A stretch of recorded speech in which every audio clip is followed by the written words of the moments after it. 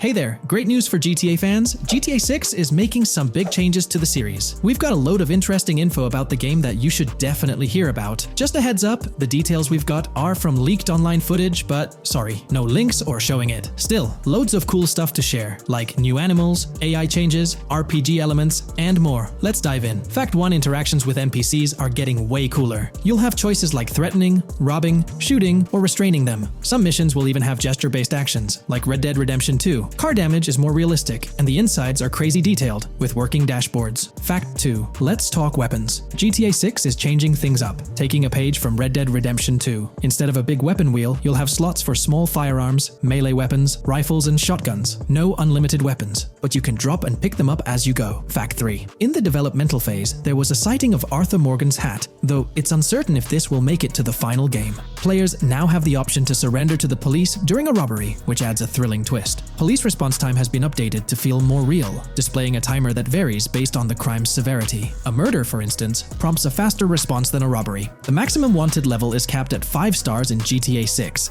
and the possibility of a 6-star level seems improbable in the current gameplay being developed. By the way, I'm holding a monthly giveaway for a PlayStation 5. You just need to subscribe and you're entered. Now, back to the video. Fact 4: police AI has significantly improved from the last game. Instead of rushing in blindly, they now exhibit more realistic and intelligent behavior. If you commit a crime and flee in a vehicle, cops will note the specific vehicle and license plate, making evading them more challenging. Fact 5: let's talk about the strong emphasis on indoor locations in GTA 6. There's a bunch of different interiors to explore, like nightclubs, motels, hotels, restaurants, pawn shops, supermarkets, fast food joints, gun stores, shooting ranges, and the Vice City metro station. Plus, they've added working elevators for a more immersive feel. Interestingly, there's a risk of players getting banned from stores, which adds a twist. Fact 6: moving on to the characters. GTA 6 introduces 2 protagonists, Jason, played by Brian Zampella, and Lucia, portrayed by Alexandra C. Echevarri, who happens to be the franchise's first playable female character. You can switch between them instantly. They're also a couple, drawing inspiration from Bonnie and Clyde. Fact 7: clothing in the game behaves realistically. You can wear accessories like sunglasses, watches, wristbands, and hats in different ways. The detail is pretty cool, with sweat,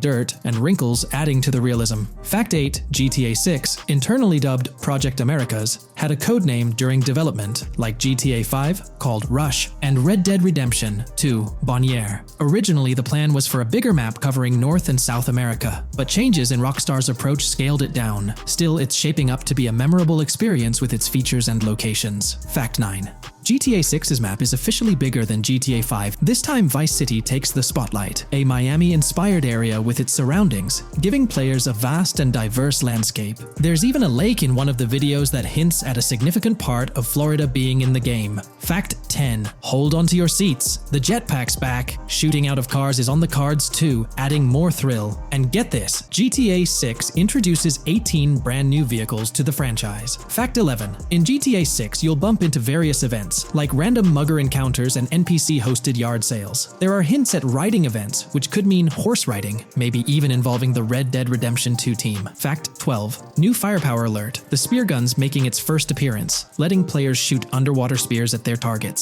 Plus, there's a bunch of gear you can use, like binoculars, cut-off tools, flashlights, immobilizer bypasses, slim jims, USB drives, tasers, zip ties, and auto dialers. Fact 13: the game has RPG stuff like weight and muscle management, seen in the Spool Couple Workout Challenge. Leaked footage showed Jason and Lucia's apartments. For example, Jason's place has a bathtub for in-game baths. Fact 14: Rockstar's planning to add new missions and cities regularly after GTA 6 launches. Whether this is for online or story mode isn't clarified yet. Expect an improved cover system, better than what we've seen in other Rockstar games. Fact 15: make sure not to overlook the Kingston Hotel. It's a lively spot with pool parties and live music, making GTA 6's world even more vibrant. Fact 16: GTA 6 gets more interactive with working CCTV cameras that you can wreck. Be wary of cop traps, spots where cops wait to nab you, and be prepared for intense moments with dirty cop shakedown events. Fact 17: as part of the immersive feel, the game includes DUI sobriety tests, but it's unclear if they're for the player character or random NPCs. Rockstar's focus on detail shines, even with fully working gumball machines in the game.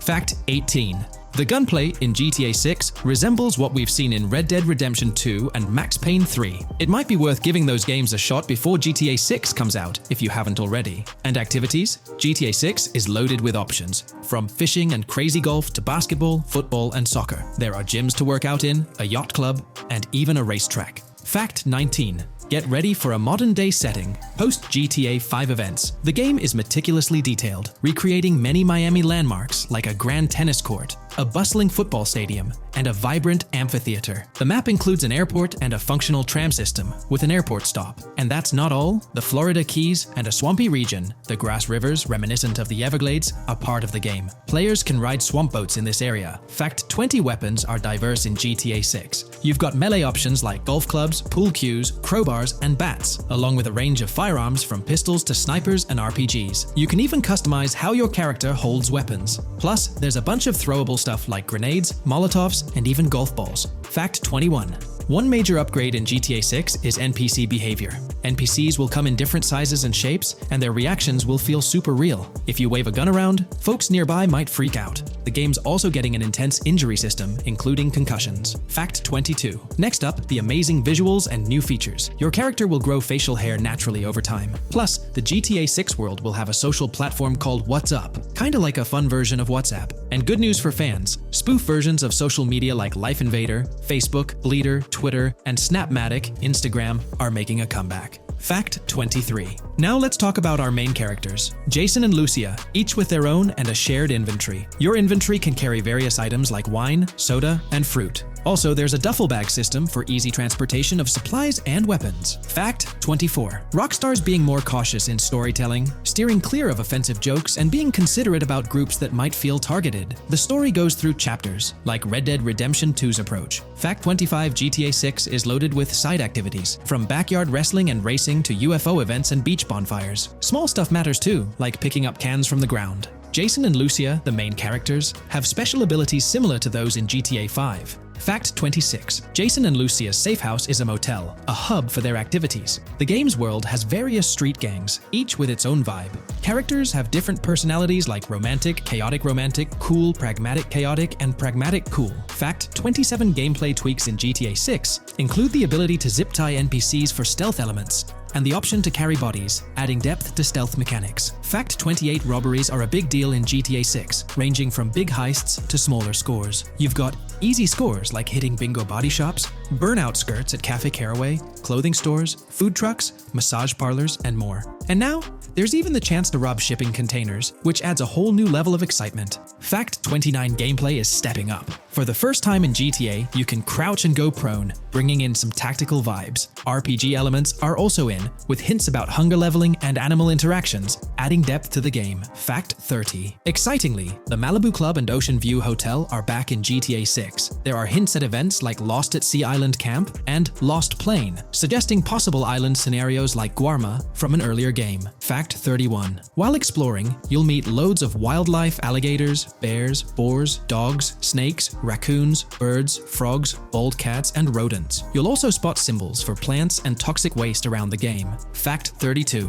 In the game, watch out for the Scarface crime scene, maybe a nod to Tony Montana as an Easter egg.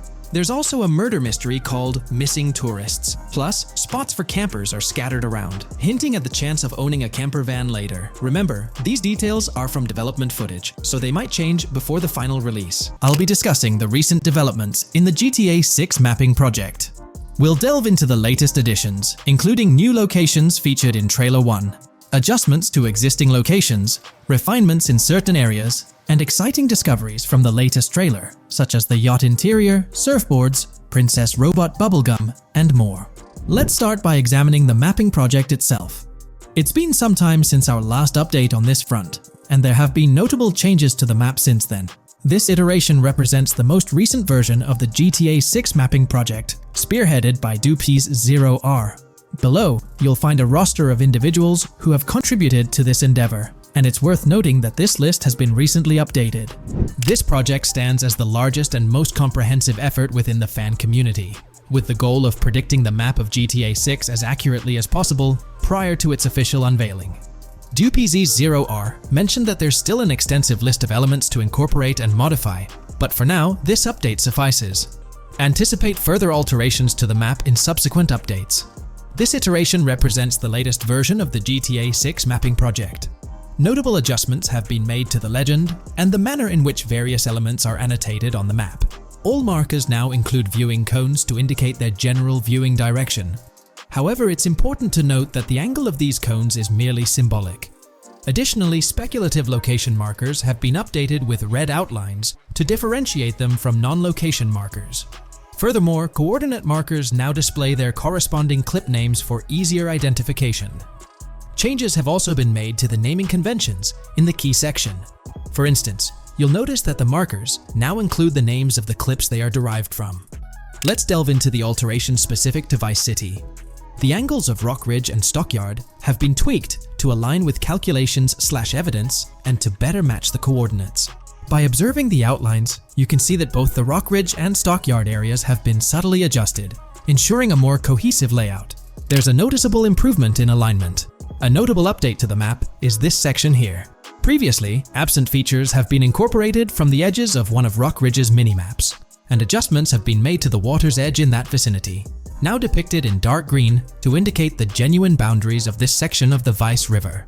Additionally, several buildings in the Rock Ridge area have been identified, including the Rock Ridge Community Research Center, Miami Police Department, Venture Apartments, Orange and Pink, 7071 Warren Thacker Manor, inspired by Martin Fine Villa, Palace Cafe and Diary, all sourced from leaks.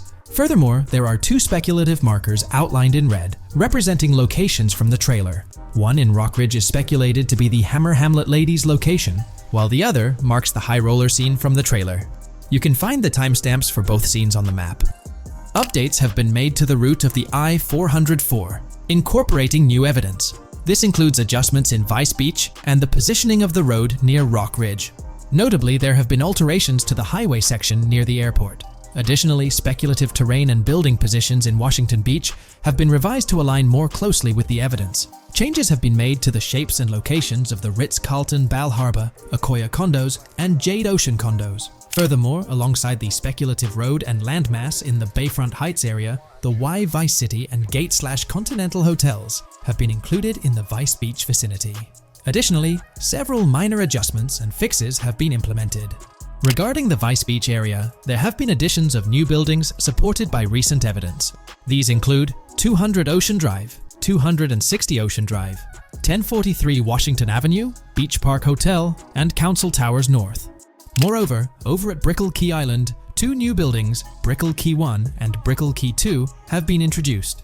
Additionally, corrections have been made to the names of the Tequesta Point locations, accurately reflecting their respective positions. Now, let's shift our focus away from Vice City.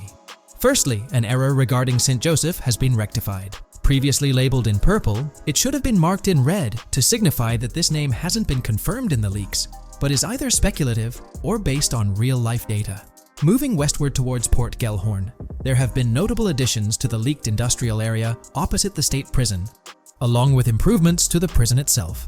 Several speculative structures, highlighted in red, including a water tower and industrial buildings, have been incorporated, along with a cell tower across from the prison. Heading south to the Keys, significant improvements have been made. Adjustments to the landmass near the camera location, where the shot with the Dodal seaplane occurs, have been made based on speculative evidence. An airbase/runway has been added, along with guard booth and barriers visible in the trailer. Additionally, two speculative buildings marked in red, as well as the speculative Naval Area Station, have been included. That wraps up all the updates to the GTA 6 mapping project. Share your thoughts in the comments below. There have been some significant changes with this update. But now, let's shift our attention to the discoveries made in the trailer. I also wanted to touch on these findings in this video. This marks the initial Reddit post. In the GTA 6 trailer, you can see through the yacht windows and see the interior even though it's very far away. However, in GTA 5, you can't at all see the interior even from close-up. We will probably get inside the yacht and maybe even houses, or at least see inside it. In the shot of the Venetian island, it's evident that there will be a high density of yachts. It seems that the boats will be easily accessible, and based on the leaked shot featuring Jason on a boat from 2022, it's probable that players will have the freedom to enter, drive, and explore yachts like the catamaran seen in the opening scene of the trailer. Now, on to the next discovery, surfboards. Know a lot of people been talking about surfing, and while there's still nothing indicating it being an interactive minigame, surfboards are in-game and seen in the trailer. Surfboards were in 5, but only on the tops of certain cars, and a few static ones at the beach. What do you all think? Will surfboards act as decorations like they were in 5? Or will it be a fully fledged minigame? Personally, I'm not fully convinced yet, but if NPCs do have actual schedules/lives, I can't see things like surfboards just being static, especially at the beach. My guess is we'll see NPCs bring their own items to and from the beach, including surfboards, but the interactiveness is still in question. From the leaks, there hasn't been any information indicating that surfing will be an interactive activity in the game. Nonetheless, there have been numerous articles discussing this possibility, like the one mentioned here. Major GTA 6 leak allegedly hints at surfing to debut in series. The upcoming GTA 6, officially untitled, leaks are becoming more frequent and interesting, with a recent one revealing that the upcoming title will include new water sports, such as surfing. According to a report by the Dexerto gaming website, a leaker named Alix Venturas revealed on Twitter that Rockstar Games plans to improve the water physics in Grand Theft Auto 6 and will introduce several water-based activities. While the gaming studio has not officially commented on the leak, players are convinced, given that Grand Theft Auto 6 will almost certainly feature Vice City, a fictional version of Miami, Florida, known for its beaches and water activities. However, it's important to note that these rumors haven't been confirmed by either the official leaks or the trailer. It remains to be seen whether these surfboards will merely serve as decorations. Now, on to the next and final discovery I'd like to highlight in this video, which might just be your favorite. Princess Robot Bubblegum is confirmed to be in GTA 6. Just like the Righteous Slaughter game series, Princess Robot Bubblegum is seen on a shirt, and will most likely return with more episodes. The series originally appeared in The Ballad of Gay Tony, and again with more episodes in GTA 5, making this the 3rd appearance. Taking a deeper dive into GTA 6, we find out new info around the highly anticipated Trailer 2, highly probable predictions, and the projected timelines associated with this game. Post the unveiling of Trailer 1 on December 5th, 2023, providing enthusiasts with a tantalizing glimpse into the world of the forthcoming GTA installment. Rockstar has maintained a notable silence. Despite the absence of official announcements, the internet has been abuzz with articles and claims, including a recent piece highlighting details allegedly leaked by a Twitter user. It's prudent to approach such assertions with a discerning eye, given the prevalence of misinformation in the digital space, especially with the emergence of numerous GTA 6-themed accounts. Interestingly, amidst the sea of speculations, it's essential to acknowledge the presence of individuals who accurately leaked details about the first trailer on Reddit before its official release. One mysterious figure stands out, predicting not only the featured song, but also pinpointing the release date, directing curious minds to their username as a form of verification. This individual, while refraining from sharing disruptive insights into the game's development, did provide a tantalizing glimpse into new features. Among the disclosed features are the intriguing prospect of dual-wielding weapons, confirmed instances of gore and dismemberment, and the promise of varied sunset colors. A unique addition to the GTA universe includes a Miami-themed 3v3 basketball element, with a connection drawn to a hypothetical collaboration between Rockstar and LeBron James. The figure behind these leaks, having created their account on November 19, 2023, mysteriously vanished shortly after sharing these details, leaving behind a trail of speculative wonder. As we navigate through these uncharted waters of gaming anticipation, the veil of mystery surrounding GTA 6 continues to captivate and enthrall gaming enthusiasts worldwide. Diving deeper into the intricacies surrounding the leaked gameplay footage, it's important to clarify that what we witnessed is not a true representation of the final product. The showcased gameplay is derived from an older build, and the developers have assured the gaming community that the game will undergo significant visual enhancements. This preliminary look is merely a glimpse, offering little resemblance to the expansive and refined map that will unfold when the game is officially released. In evaluating the validity of information, it's pertinent to underscore that Jamie King's perspectives on GTA 6 hold little value, and the credibility of the Reddit leak stands stronger. As is customary in the gaming landscape, a level of skepticism is warranted, particularly given the prevalence of misinformation circulating through various GTA 6 related accounts. Now, turning our focus to the anticipation surrounding the release of the second trailer for GTA 6, historical trends provide valuable insights. Examining the timelines of previous releases, such as GTA 5 and Red Dead Redemption 2, reveals a consistent pattern. The second trailer typically arrives approximately a year after the debut of the first one. This established rhythm aligns with expectations for GTA 6. Considering the guidance from Rockstar and its parent company, Take-Two Interactive, which envisions the game's release in fiscal year 2025, ending on March 31st, the stage is set for an eagerly awaited gaming experience. The projected revenue of $8 billion underscores the ambitious plans to deliver groundbreaking titles, with GTA 6 at the forefront. The confirmation of the 2025 release through the first official trailer adds another layer of certainty to the equation.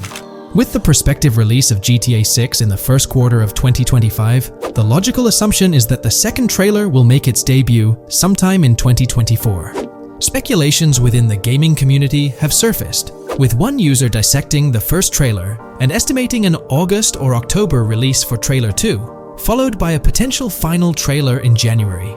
The sentiment resonates with the idea of maintaining momentum and sustaining excitement among fans.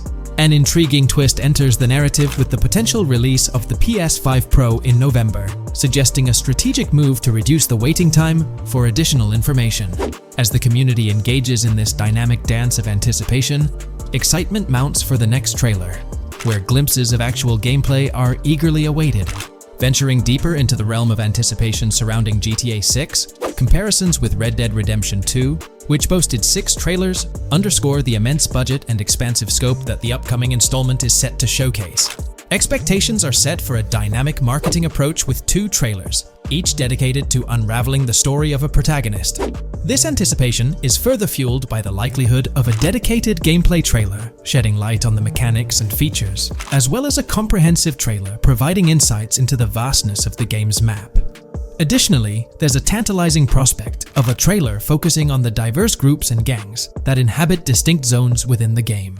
This comprehensive promotional strategy is indicative of a monumental project that promises to redefine the gaming landscape.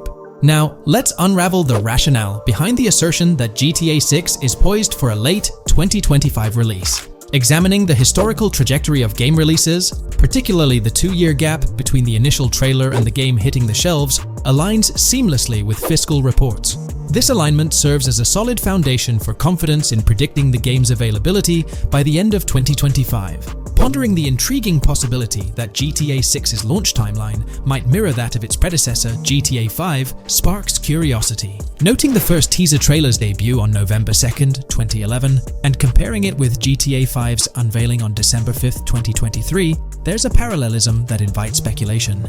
Expanding this analogy to include the release of the first 2 screenshots for GTA 5 on July 12, 2012, suggests a timeline for potential content drops for GTA 6. If we entertain the notion of a 1-year gap between the first and second trailers, mirroring historical patterns, and factor in Rockstar's potential aim for a fall release, an intricate timeline unfolds.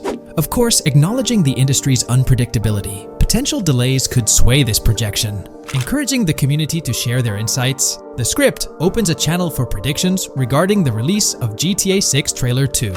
For those intrigued by a personal timeline, a meticulous projection is presented. The anticipation of Trailer 2 making its debut around April or May 2024, strategically ahead of the summer, is poised to keep the gaming community buzzing. Subsequent to this, the prediction of a third trailer, potentially a gameplay trailer, surfacing around October or November of the same year, with the possibility of extending into December, adds to the excitement. Early 2025 is earmarked for another critical trailer, presumably a launch trailer, complemented by TV spots to amplify the buzz. During the interim periods, additional content drops are anticipated, featuring new screenshots, short-form videos, and artworks, ensuring a sustained engagement with the gaming audience.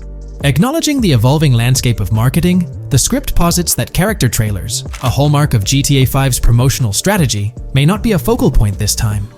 The shift from 3 protagonists in GTA 5 to 2 in the current installment lends credence to this assertion. The first trailer introduced Lucia, and the prediction is that the second trailer will shift the spotlight to Jason, offering glimpses into his character and potentially unveiling more facets of the game's map, including Sport Gellhorn.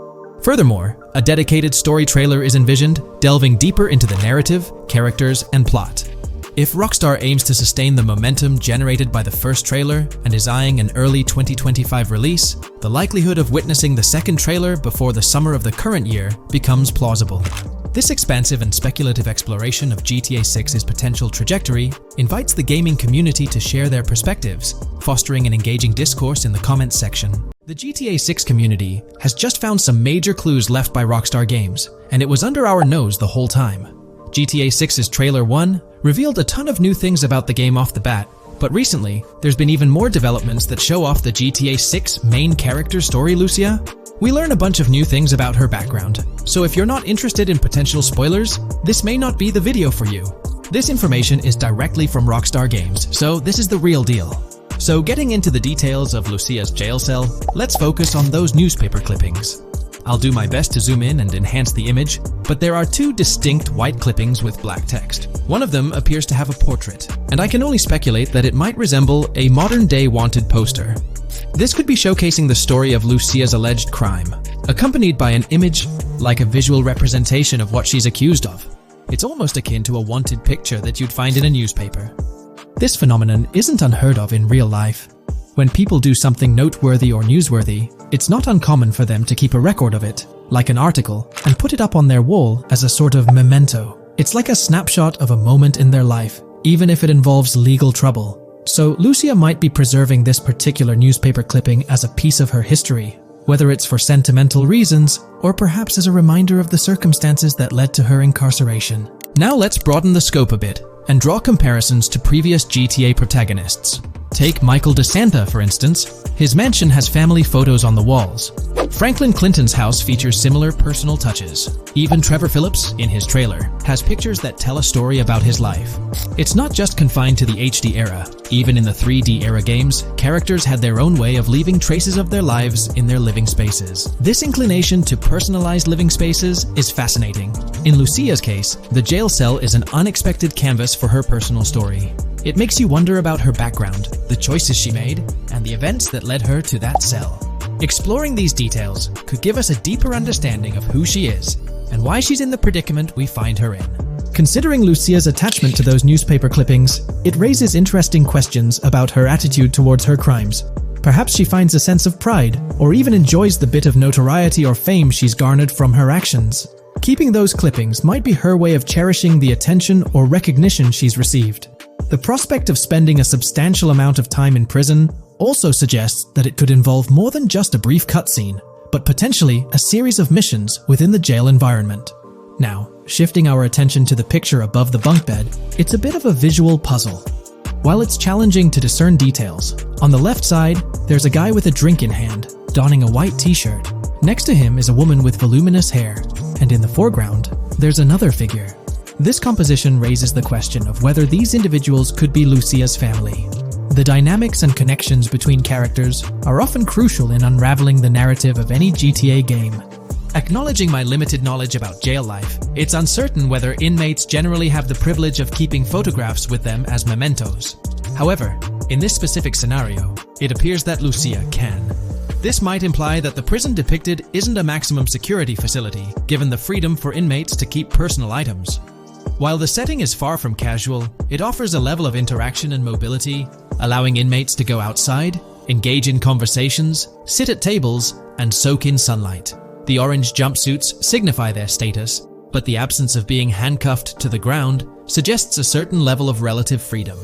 In this context, the allowance of pictures and photographs could offer an additional layer of insight into the characters and their personal connections, providing players with a unique perspective on Lucia's life, both inside and outside the jail cell. Taking a closer look at the latest image, which I've adjusted to bring out more details, there's another intriguing photograph. A guy in an orange shirt catches the eye, positioned alongside two women on the right. The one on the left appears to be sporting a hat and sunglasses, although discerning whether any of them is Lucia remains challenging. They could very well be family members, close friends, or simply individuals from her social circle. Amidst all the uncertainty, Lucia seems notably fixated on reflecting upon her actions and the community's response. Beyond this, it's evident that Lucia maintains a distinct connection with a specific group of people, as indicated by the presence of their pictures in her jail cell. It's not just about her individual experience. There's a shared history captured in those photographs, hinting at relationships that go beyond the confines of the jail cell. Directly below the image featuring the guy in the orange shirt and the other girls, there's yet another photograph. Although the details are obscured, the presence of someone standing in the picture is noticeable. Lucia is seemingly constructing a collage of photos, creating a visual narrative that serves as a repository of memories. These images might play a crucial role in not only grounding her within the context of her relationships, but also providing a semblance of continuity and connection to the outside world. It's worth mentioning that the footage I'm working with is the highest quality version sourced from YouTube, as Rockstar hasn't officially released it on their Newswire page. Despite being in 4K, the YouTube upload might introduce some compromises in image quality, so there could be nuances in the pictures that we might miss. Once Rockstar throws the official trailer our way, we're likely to get a treasure trove of additional details. But for now, let's roll up our sleeves and dissect the snapshots from Lucia's jail cell. Apart from Jason, there's another player in Lucia's story, Stephanie, the Leonid Department of Corrections representative. Picture a different scene though. Lucia's cell is a far cry from Stephanie's office. In this particular shot, Stephanie's unmistakably holding down the fort in a black dress, center stage on the right. Flip to the left frame, and there she is again, donning a red dress on the right side. Behind her, there's a framed message teasing with "if you miss," but the rest remains a mystery due to some pesky screen glare. Now let's make a full turn and voila, another Stephanie pic in the bottom right corner. This time, the backdrop suggests a domestic scene, perhaps with a partner. She's got on some bluish shades, slightly different from what we catch a glimpse of later. The background paints a more vivid picture, a collection of books, pamphlets, a conspicuous high-visibility vest, and yet another potential newspaper clipping. Whether it's a routine thing or an anomaly, the jury's still out. So, what's the inside scoop on Lucia's backstory gleaned from her jail cell environment? Well, the state of the jail suggests it's seen better days. Peeling bits off the windows hint at a place with some history. That initial shot with the barbed wire strongly implies it's not a newly minted spot. It's got the wear and tear of time etched into its surroundings. As we immerse ourselves in the intricacies of Lucia's life within the jail cell, the narrative unfolds as a captivating tapestry, each element contributing to the rich story. The subtleties, from the cryptic newspaper clippings shedding light on her alleged crimes to the carefully chosen photographs depicting relationships with family and friends, create a vivid and compelling portrait of Lucia's existence, both within and beyond the jail confines.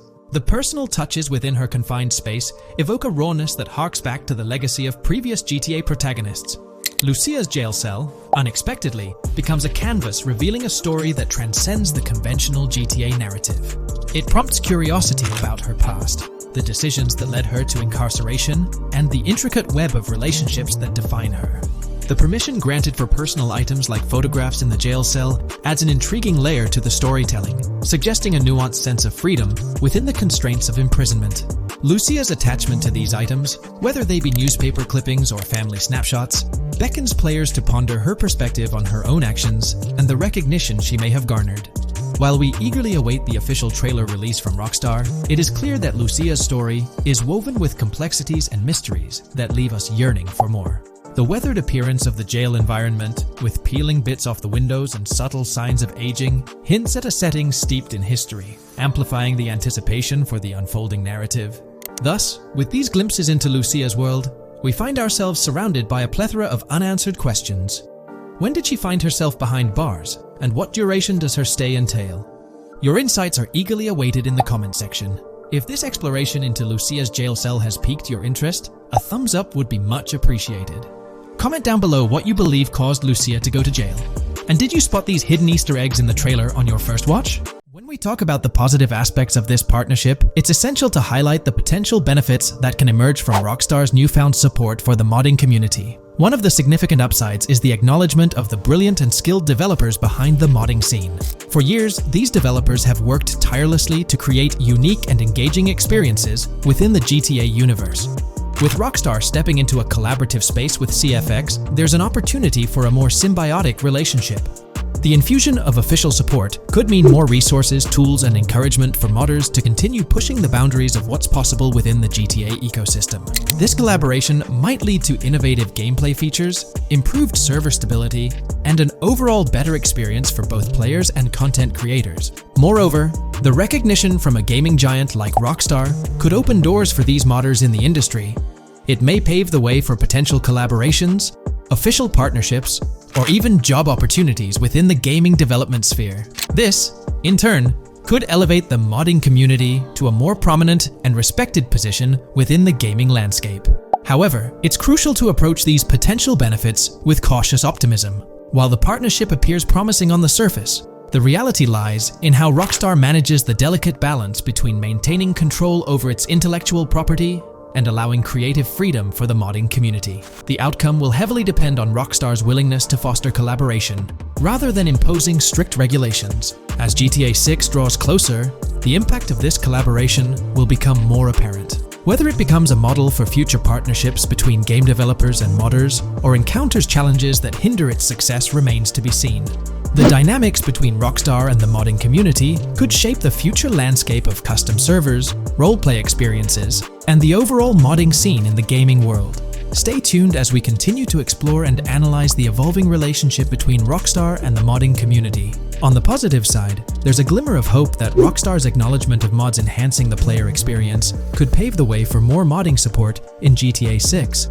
This shift in perspective might lead to a more collaborative environment, where modders can contribute to the game's richness without fear of stringent restrictions. With Rockstar officially and financially supporting 5M, the CFX team gains more resources to elevate the GTA 6 server. This could mean a server even more impressive than the ones they currently run. The fact that 5M is now a Rockstar Games product suggests a vested interest in its success, promising additional funding and manpower to ensure its flourishing. An intriguing prospect emerges concerning the accessibility of custom servers. Currently limited to PC players, there's speculation that GTA 6 might integrate dedicated servers within the game itself, eliminating the need for external programs like 5M. If this unfolds, it opens the door for console players to join the custom server experience, broadening the player base and community. Moreover, Rockstar seems to be attuned to fan desires. Despite a larger audience watching RP compared to those actively playing it, Rockstar appears committed to making improvements. Their intent to let custom servers thrive suggests a more fan-centric approach, acknowledging and catering to the desires of the gaming community. However, there are potential pitfalls to consider. The most glaring concern is Rockstar's inclination to monetize these servers. While the specifics remain uncertain, it's almost certain that some form of monetization, be it through custom server shark cards or a pay-to-play system, will be implemented. This could introduce a paywall, affecting the accessibility and enjoyment of custom servers for certain players. As we navigate through this evolving landscape of Rockstar's partnership with 5M, the delicate balance between fostering creativity and implementing monetization strategies will determine the ultimate impact on the gaming community. Stay tuned as we continue to unravel the complexities of this collaboration and its implications for GTA 6 and the modding community. Let's unpack this a bit more. The whole monetization story got its moment in the spotlight during an earnings report where Take-Two CEO Strauss Zelnick spilled the beans. He essentially said, "If folks are messing around with our intellectual property, why not make a buck or two?" It's a straightforward business move, really. Taking a page from the unprecedented success of GTA Online, it seems like Rockstar caught a glimpse of how these free servers could turn into a money-making machine. Now, the potential downside of this situation lies in the realm of competition. Rockstar's got its A-team working on the custom servers gig. That means anyone outside the Rockstar circle trying to whip up something akin to 5M is practically painting a target on themselves for a cease and desist. Let's face it, Rockstar might have eyed this strategic move with 5M from the get-go. However, with those servers gaining crazy popularity and the game becoming a sensation on Twitch and YouTube, shutting it down wouldn't have been the smart play. Instead, they pulled off a masterstroke, acquiring the team behind the biggest servers, effectively cornering the market and positioning themselves to profit from any potential imitators. Now, with GTA 6 on the horizon and servers in the works, Rockstar's sitting pretty. Some in the gaming community are even giving them a nod for finally throwing a bone to the community. But, and there's always a but, at the end of the day, Rockstar's the one making the rules. We'll all have to toe the line because, quite frankly, there won't be any other alternatives in the neighborhood. So, buckle up for Rockstar's GTA roleplay. It's going to be a wild ride. The landscape has already witnessed the repercussions, with servers and mods being handed the shutdown ticket for not playing by Rockstar's latest rulebook. The new mandates include a strict no to real-life vehicles, mission mods, and porting old Rockstar maps or assets rules that weren't in the playbook just a couple of years back. Now, while the financial backing from a mega corporation might seem like a savvy move on the surface, there's a lingering skepticism about whether it'll blossom into the fairy tale ending we've all been envisioning. It's a bit premature to slap a final verdict. on the fate of FiveM once GTA 6 hits the stage. Now, let's consider the potential repercussions for the vibrant RP community. While the partnership between Rockstar and FiveM could bring about positive changes, there's an underlying worry within the RP enthusiasts. The fear is that with increased control and potential monetization, the organic and immersive RP experiences that players have come to love might face disruptions. RP communities thrive on creativity, flexibility, and a sense of autonomy. If Rockstar's influence leads to more rigid guidelines, it could alter the dynamic of these communities, potentially affecting the unique narratives and interactions that make RP servers so engaging. As we contemplate the potential impact, it's essential to look beyond the immediate horizon of GTA 6. The dynamics established through this collaboration could set a precedent for future interactions between gaming giants and modding communities across various games. Whether it becomes a model to be emulated or a cautionary tale will be closely watched by both players and industry stakeholders. The future of FiveM and the broader modding community remains uncertain as GTA 6 inches closer to release. While concerns exist, there's also room for hope. The collaboration might lead to a harmonious blend of official support and community-driven creativity, enhancing the gaming experience for everyone involved. As players, content creators, and modders navigate this uncharted territory, the one constant is the love for the game and the shared hope for a positive evolution in the gaming landscape. Taking a stroll down memory lane, Rockstar's track record with monetization doesn't exactly calm the nerves. Add to that the current scenario where they're laying down the law for the CFX team, dictating what's permissible and what's not. This conjures up a cloud of uncertainty regarding the future of both FiveM servers and the broader modding community.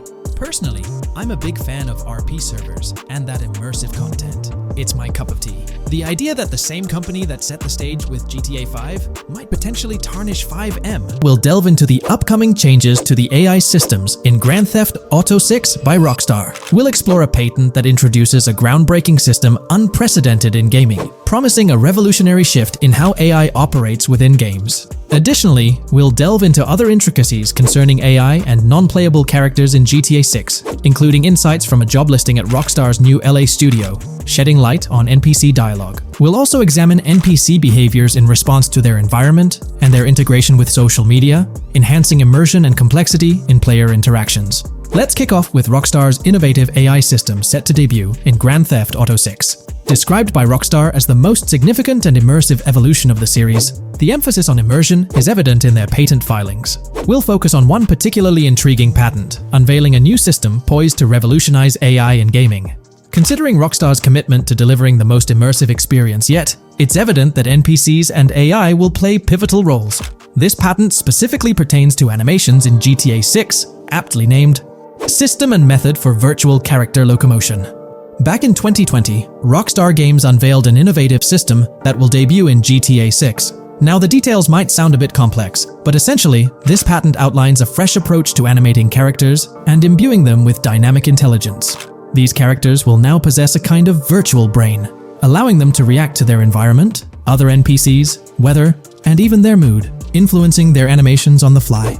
Before this advancement, each character's animation had to be painstakingly recorded in a studio equipped with motion capture technology. This process involved attaching markers to actors' suits and compiling animations into what's called an animation tree. This method was resource-intensive, limiting the variety of animations Rockstar could include in their games. For instance, in GTA 5 and Red Dead Redemption 2, each NPC had its own animation tree, containing all their actions. Animation trees essentially stack animations, blending them together seamlessly and transitioning between them based on player input and in-game conditions. Additionally, motion matching, a feature seen in GTA 5 and RDR2, automatically selects animations based on player actions and the surrounding environment. This results in fluid and lifelike character movements, such as running while shooting, creating a more immersive experience for players. With GTA 6, Rockstar introduces an innovative system designed to optimize resources and streamline animation data. This approach allows for more content within the game while offering a broader array of animations. It shares similarities with motion matching but diverges in its utilization of a new framework. Rather than relying on conventional animation trees, character animations will be predominantly data-driven, adapting dynamically to environmental cues. These animations will be categorized into distinct motion types, representing unique character styles. Each character will possess a designated motion type, enhancing the depth and realism of their movements. As an illustration, let's consider various states such as tired, injured, and normal. each corresponding to a set of animations. Additionally, every character will possess their own blackboard, a virtual representation of their current state and surroundings. This blackboard stores crucial data including the character's condition, location, weather, temperature, and more. Utilizing this information, the game's code dynamically selects appropriate animations or styles for the character, enhancing their responsiveness to the virtual world. For instance, in the Ocean Drive scene from the trailer, we observe a character seated on the sidewalk. As a group of NPCs pass by, he attentively observes them, reacting accordingly to their presence. With this system, the gameplay experience is poised to become even more immersive. It will prioritize environmental data, including the presence of other NPCs and vehicles, alongside factors influencing the character's mood. Consequently, NPCs will exhibit previously unseen levels of reactivity, shifting focus to a noteworthy job listing from Rockstar's recruitment opportunities. Last year, Rockstar opened a new studio in Los Angeles. From what we know, it's purely a new motion capture studio, so they have another one besides the one in New York, mainly to record NPC dialogue probably. This discovery confirms that. I checked Rockstar's careers page just now, and there's a job offer at Rockstar LA for Associate Writer Pedestrian and Ambient Dialogue. This could indicate that they are still writing and recording GTA 6 NPC dialogue right now. This suggests that the development team is currently engaged in scripting and recording NPC dialogue for GTA 6. You can find the specific responsibilities outlined in the job description provided. It says, write funny, character-driven, and unique dialogue for our ambient population. Work with key stakeholders to understand and support the technical requirements for player-led, dialogue-based interactions with our ambient population.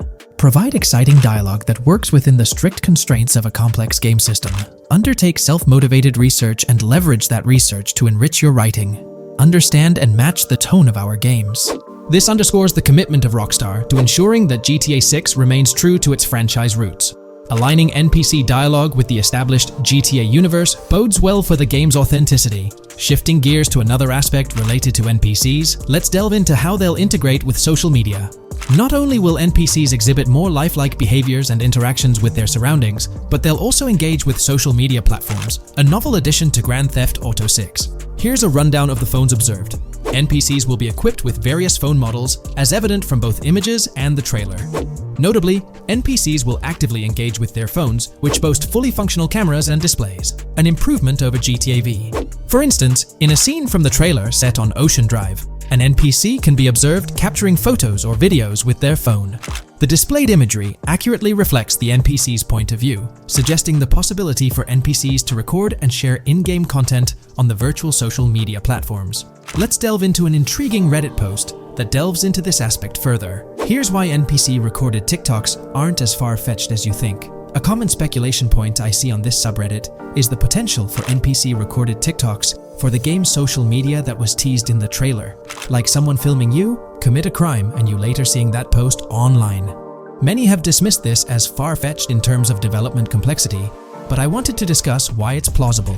Firstly, I think we've already seen a system that could serve as a base for building a TikTok-like system, the Instant Replay, Rockstar editor from GTA 5. Given this game is more of a sandbox with physics rather than a competitive shooter, where replay systems are typically seen, it's even more impressive to consider this system in GTA 5. It accurately records and replays events just as they happened, with every car, ragdoll, etc., moving just as it did originally in the moment. The tech behind this isn't actually recording like a camera and replaying, it's really just recreating it, which again makes it impressive how much time Rockstar put into it, making it accurate. To me, this feels like what could be used as a base for a system where NPCs record their own videos from their perspective. This next thing is something I could have sworn I remember hearing long ago, but can't seem to find, and was hoping someone on here remembers too. Back before GTA 5's launch, there were details revealed through various interviews, magazines, etc., and I remember hearing or reading something about being able to watch your own crimes on Weasel News on the TV. This obviously didn't end up in the game, but there is a slight remnant of it in GTA Online. Am I the only one who remembers this being mentioned for single player though? Maybe my mind is playing tricks on me. Anyways, this last point is actually from the trailer, at the 0:33 mark. In this scene, we see a lot of NPCs hanging out on a busy street, and one NPC in particular recording on his phone. As we know, Rockstar's trailers are always all in engine, no CGI cinematics, so I think it's worth noting that it looks as if his screen is accurately showing what he's looking at. My screenshot is zoomed in, But if you got hat mark on the trailer, you can see it matches up, focusing on virtual navigation in Grand Theft Auto 6. This patent sheds light on the intricacies of in-game traffic, promising a heightened level of realism compared to previous iterations. We'll explore the notable enhancements Rockstar has implemented, creating a more sophisticated system that elevates the gaming experience. By examining various sources, we aim to provide a comprehensive overview of this navigation system, offering insights into what Rockstar has in store for NPC navigation in GTA 6. Let's delve into the details of this intriguing patent. System and method for virtual navigation in a gaming environment. Let's break down this patent for a moment. Essentially, it gives us insight into how non-playable characters operate within the game environment. They explain that NPCs' actions are controlled through artificial intelligence, allowing for real-time decision-making based on preset algorithms. In many systems, this is achieved through nodes and links, where each node contains important data that influences NPC movement. For example, in a game involving vehicles, this data could include factors like vehicle speed, lane width, road type, and number of lanes. Now, these nodes are essentially waypoints that NPCs follow to navigate from one point to another. In simpler sections of the road, these nodes might be connected linearly, guiding NPCs straightforwardly. But in more complex areas like junctions, the nodes become more intricate. Take a basic intersection, for instance. A vehicle approaching it would have several exit options, leading to a branching network of nodes. In older systems, like the one used in GTA 5, NPCs might make decisions at these junctions based on simple rules, sometimes leading to behaviors that seem a bit random. However, this conventional method has its limitations, especially when it comes to handling various factors like weather conditions, changing lanes, parking cars, or anticipating road exits. In these situations, the old system could falter, as NPCs might not adapt well to the dynamic environment. One downside of the node-based system is its limited capacity to replicate real-life factors that humans naturally consider. Another drawback is its constraint in automating NPCs effectively. Due to memory and processing limitations, only a set number of NPC-controlled cars can be spawned in the game. Naturally, players crave a more immersive experience with a greater number of NPC-controlled cars on the road. Moreover, in conventional systems, NPCs often repeat the same actions, and some may even disappear as players get closer to them. Additionally, in GTA 5, the system relies on local traffic avoidance for NPCs to steer clear of collisions. This means that NPCs continuously scan their immediate surroundings each frame for any obstacles like vehicles, pedestrians, or objects.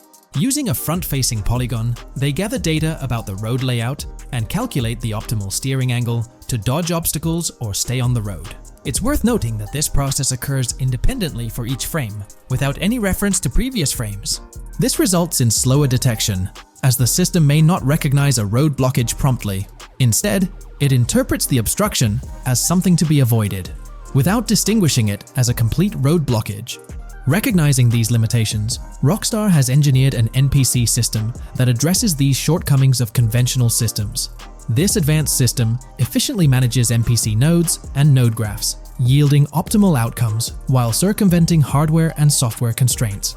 NPCs in this system demonstrate heightened spatial awareness and adaptability, capable of altering routes based on real-time data from the environment. Moreover, this innovative system synergizes with the tagging mechanism discussed in earlier discussions. Through node analysis, the system identifies tags, such as indicating a road leads to a junction unsuitable for large vehicles. Consequently, large vehicles are deterred from entering. Furthermore, NPCs within this system consider various attributes of vehicle types, models, including speed restrictions, acceleration and braking capabilities, top speeds, cornering abilities, and vehicle size. NPCs will consider a plethora of data from their surroundings, leading to heightened situational awareness. Video games are populated by NPCs who are able to make real-time decisions based on their environment.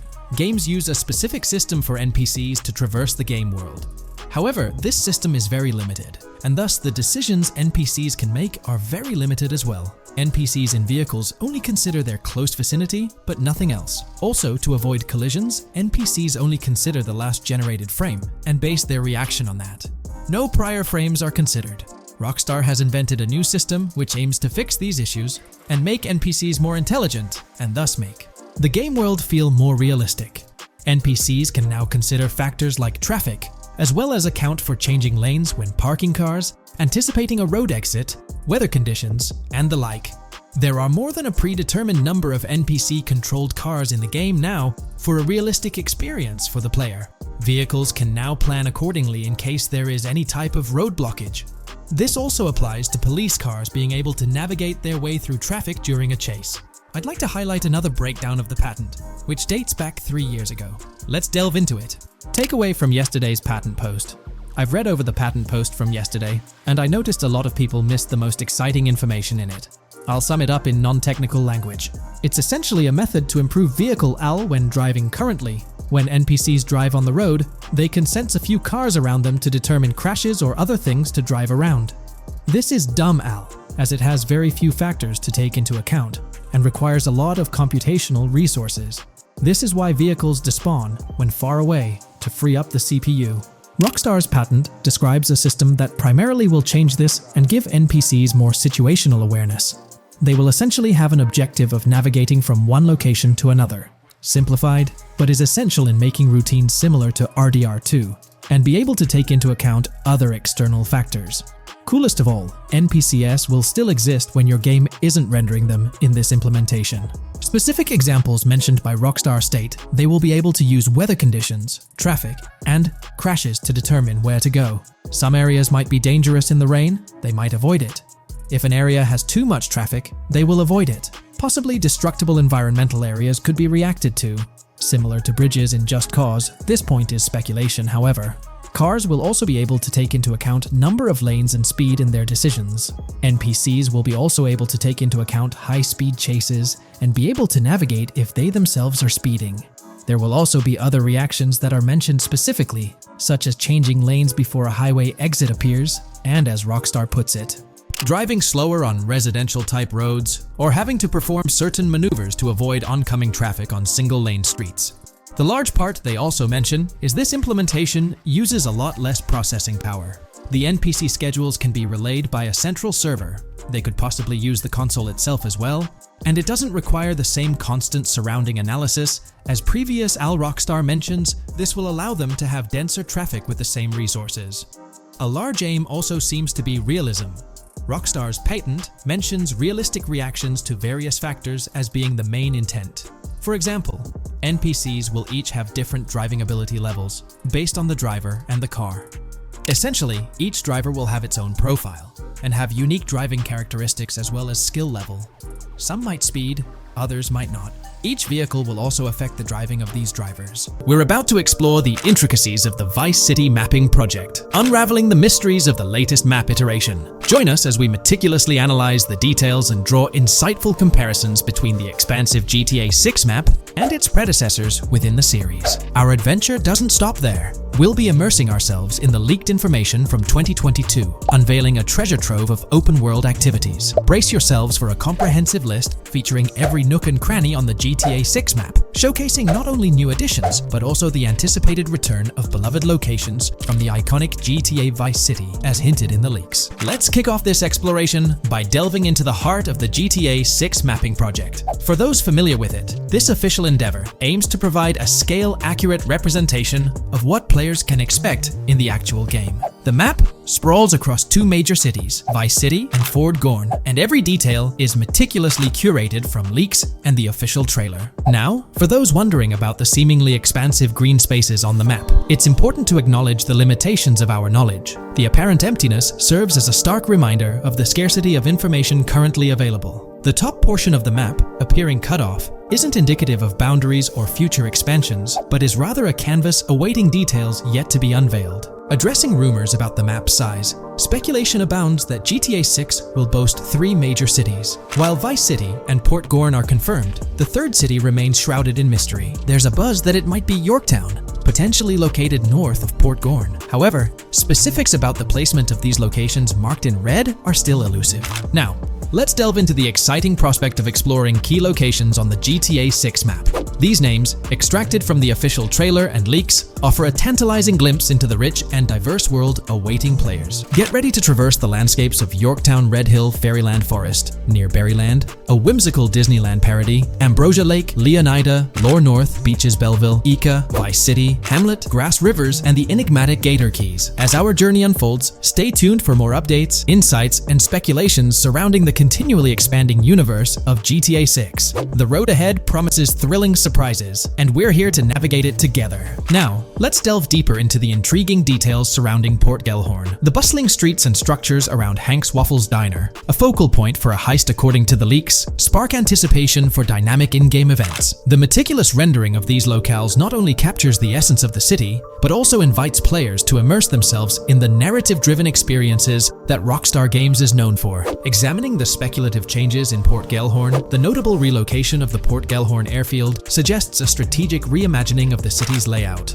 This shift, coupled with the adjustment of the Port Gellhorn Raceway, hints at a carefully planned urban evolution, potentially altering the dynamics of the airport's placement within the city. The industrial sector of Port Gellhorn provides a gritty backdrop, with the iconic United States prison maintaining its imposing presence. The inclusion of the pawn shop, prominently featured in the trailer, underscores the developer's commitment to integrating real-world elements seamlessly into the game environment. Venturing southward, areas like Second Fina and Belleville remain enigmatic, their constant relocation adding an element of unpredictability to their final positioning on the map. Ambrosia La Pearl, steeped in mystery, teases players with its undisclosed location, heightening the sense of intrigue surrounding these diverse neighborhoods. Our exploration now takes us into the heart of Vice City, where a substantial chunk of the urban landscape unfolds before us. While speculation abounds regarding the placement of red buildings and names, the gray structures, sourced from both the trailer and leaks, serve as tangible landmarks, anchoring our understanding of the evolving cityscape. Vice Beach emerges as a vibrant district, adorned with numerous hotels that were meticulously analyzed in previous videos, providing a tangible link between the virtual world and its real-life counterparts. Washington Beach, with its diverse skyline, beckons players with promises of new adventures, enhanced by the improved streets of Stockyard, Little Haiti, Rock Ridge, and Crosstown, as showcased in the trailer footage. Descending further into the enchanting realm of Grass Rivers, we come across the enigmatic district of Hamlet, speculated to mirror the charm of Homestead. Yet, the persistent red designation leaves us tantalizingly in the dark about its precise location. This region reveals fascinating landmarks, including a power plant nestled at Turkey Point and a sewage treatment plant, painting a vivid picture of the industrial landscape, as gleaned from leaked footage. The presence of Grass Rivers itself, along with the mysterious Gator Keys and the alluring sundown, adds an extra layer of intrigue to this particular segment of the expansive GTA 6 map. A moment of appreciation is certainly due to the dedicated individuals steering the mapping project, whose commendable efforts grant fans an evolving and detailed peek into the GTA 6 world. Their commitment to accuracy and meticulous attention to detail foreshadow an immersive gaming experience, setting the stage for the excitement surrounding the official release. Now, let's delve into a truly mind-blowing comparison that has set the gaming community abuzz. Our gaze shifts to the juxtaposition of Los Santos from GTA 5, Liberty City from the iconic GTA 4, and the highly anticipated Vice Beach from GTA 6. The comparison not only highlights the need for potential adjustments in Vice Beach's size, but also emphasizes the extraordinary density and detail that players can expect. Acknowledging the observed need for a slight enlargement of Vice Beach, the visual impact remains nothing short of extraordinary. The comparison underscores the incredible density that GTA 6 promises, reminiscent of the lively streets and vibrant atmosphere experienced in the streets of GTA 4's Liberty City. Speculation regarding the buildings in Vice Beach, as showcased in the mapping project, heightens the anticipation, with the close proximity of structures promising an unparalleled level of immersion and detail, evoking nostalgia from the beloved GTA 4 era. This meticulously crafted map stands as a colossal playground, harking back to the bustling streets that made GTA 4 a standout title. The intricate detailing, the tightly packed urban landscape, and the anticipated density all point towards an experience that pays homage to the franchise's esteemed roots, while pushing boundaries in the expansive open-world genre. The enormity of GTA 6, both in size and detail, heralds a new era in gaming. The astonishing comparison, showcasing the potential density and intricacy of Vice City, is nothing short of a revelation. A special acknowledgement goes out to the mapping community for their outstanding work in envisioning an entire Vice City characterized by a multitude of buildings. The level of density and detail promised is unprecedented and is set to redefine the benchmarks of open-world gaming. The concept of an expansive map allegedly featuring 3 cities elevates the excitement, presenting players with a gaming landscape of unparalleled proportions. Now, delving into the realm of open-world activities revealed in the 2022 leaks, the thrill intensifies. With 4 confirmed activities and the potential inclusion of dice, GTA 6 promises a diverse range of immersive experiences. Golf, fishing, and races are confirmed elements that contribute to the dynamic and engaging environment that Rockstar Games is crafting. A particularly intriguing moment unfolds in the trailer, as Jason, visibly nervous, speeds away from a robbery scene, with Luke clutching the ill-gotten cash. In the distance, the iconic Topgolf in Doro makes a cameo, a real-world entertainment destination located in Doro, Florida. The climate-controlled hitting bays, HD TVs, and sports bar elements create an enticing backdrop for players to explore. This real-world integration adds a layer of authenticity, bridging the gap between the virtual and real worlds. Fishing, poised to be a serene yet potentially rewarding pastime, is expected to be available from various locations in the vast ocean. Races, an integral and adrenaline-pumping element of the GTA series, are set to deliver high-octane excitement that fans have come to expect from the franchise. Furthermore, a detailed list from the GTA 6 document unravels every location visible in the leaks on the GTA 6 map. This includes not only new and thrilling destinations, but also the return of iconic locations from the beloved GTA Vice City. The inclusion of familiar locales adds a nostalgic touch, creating a seamless connection between the past and the present within the expansive world of GTA 6. Now let's embark on a comprehensive exploration of some of the familiar locales, making a triumphant return in GTA 6. As unveiled by the Mapping Project. These recognizable names from the GTA Vice City era evoke a sense of nostalgia, rekindling memories of past gaming experiences. Leaf Links, Malibu Club, Washington Beach, Ocean Drive, Ocean View, and Little Haiti are just a few examples of the beloved spots that players will once again encounter in the immersive world of GTA 6. It's a poignant journey back in time as we rediscover these iconic locations, now reimagined and seamlessly integrated into the highly anticipated GTA 6 map. Venturing further into the extensive list of locations, our focus remains on the map, unveiling an array of intriguing places that contribute to the game's richness. Among these, the Jack of Seas nightclub takes center stage, having made appearances in both the official trailer and the leaks from 2022. While a detailed reading of every location is beyond the scope, feel free to pause the video and explore these fascinating spots at your own pace. From quaint small stores to the distinctive stone sculpture gracing Vice Beach, each location adds layers of detail and authenticity to the sprawling game world, some of which have been exclusively revealed through leaks. Shifting our gaze to Port Gellhorn, a diverse array of captivating places awaits discovery. The car wash, soccer field, a bustling basketball court, the Ambrosia farm, and the intriguing King Neptune statue are just a glimpse into the eclectic offerings in this part of the map. Sailing through the quays, exploring underwater ruins, investigating an underwater research facility, and contemplating the mysteries of the Bermuda Triangle add an extra layer of fascination to the GTA 6 experience. With the unveiling of the Mapping Project, the sheer depth and meticulous attention to detail that Rockstar is investing in the GTA 6 map become even more awe-inspiring. The possibilities for Easter eggs and hidden secrets in this expansive and densely packed landscape seem limitless. As we peel back the layers, the anticipation and excitement for the intricate world Rockstar is crafting only intensify. From 2022 and onward, a group of passionate GTA fans have been diving deep into GTA 6 gameplay leaks, and what they discovered was wild. Their mission? They're trying to map out the entire landscape of GTA 6 before Rockstar Games even releases the official game. And guess what? They're actually making some serious headway. This is all about the ongoing GTA 6 mapping project. So, how did this whole endeavor start anyway? It's an interesting story that not many folks are aware of. You see, there was a similar craze back when GTA 5 was announced. Back in 2011, a group of dedicated fans took it upon themselves to predict and sketch out the layout of GTA 5's terrain. How did they do this? By meticulously analyzing every single trailer that Rockstar Games dropped in the year leading up to the game's eventual release in 2013. The surprising part? When the game finally hit the shelves, a substantial chunk of what these fans had mapped out turned out to be surprisingly accurate. Sure, there were a few locations that were a bit inaccurate, like the military base being off and the dam placed in the wrong spot. Also, there were some variations in the overall shape of San Andreas, but considering they solely relied on Rockstar's official footage and had put in 2 years of work, their accuracy was pretty commendable. Now imagine this, if they could pull off that level of detail with just the trailers, think about what these enthusiasts could achieve with the leaked, under-the-radar stuff that slipped out prematurely. Plus, add in an extra year of combing through details and data. This mapping project is being led by a user called Dupzor, who is the project manager of this whole thing. On September 18th, 2022, when a massive leak dropped over 90 minutes of GTA 6 footage, the map enthusiasts went into full gear. While I can't exactly showcase the leaked content here, what really sparked the interest of the community were the coordinates embedded within the developer's HUD. These sneaky numbers revealed the exact whereabouts of the player concerning the game map. And let me tell you, GTA 6 fans wasted no time diving into this goldmine of information. With these coordinates in hand, the community went Sherlock Holmes mode, meticulously mapping out the game's terrain and identifying key locations. For instance, in one intriguing clip from the leaks, Lucia and Jason were caught in the act, robbing what seemed to be a Waffle House. This incident was marked by a simple white dot on their evolving map project. But it wasn't just a random dot, it was a significant clue.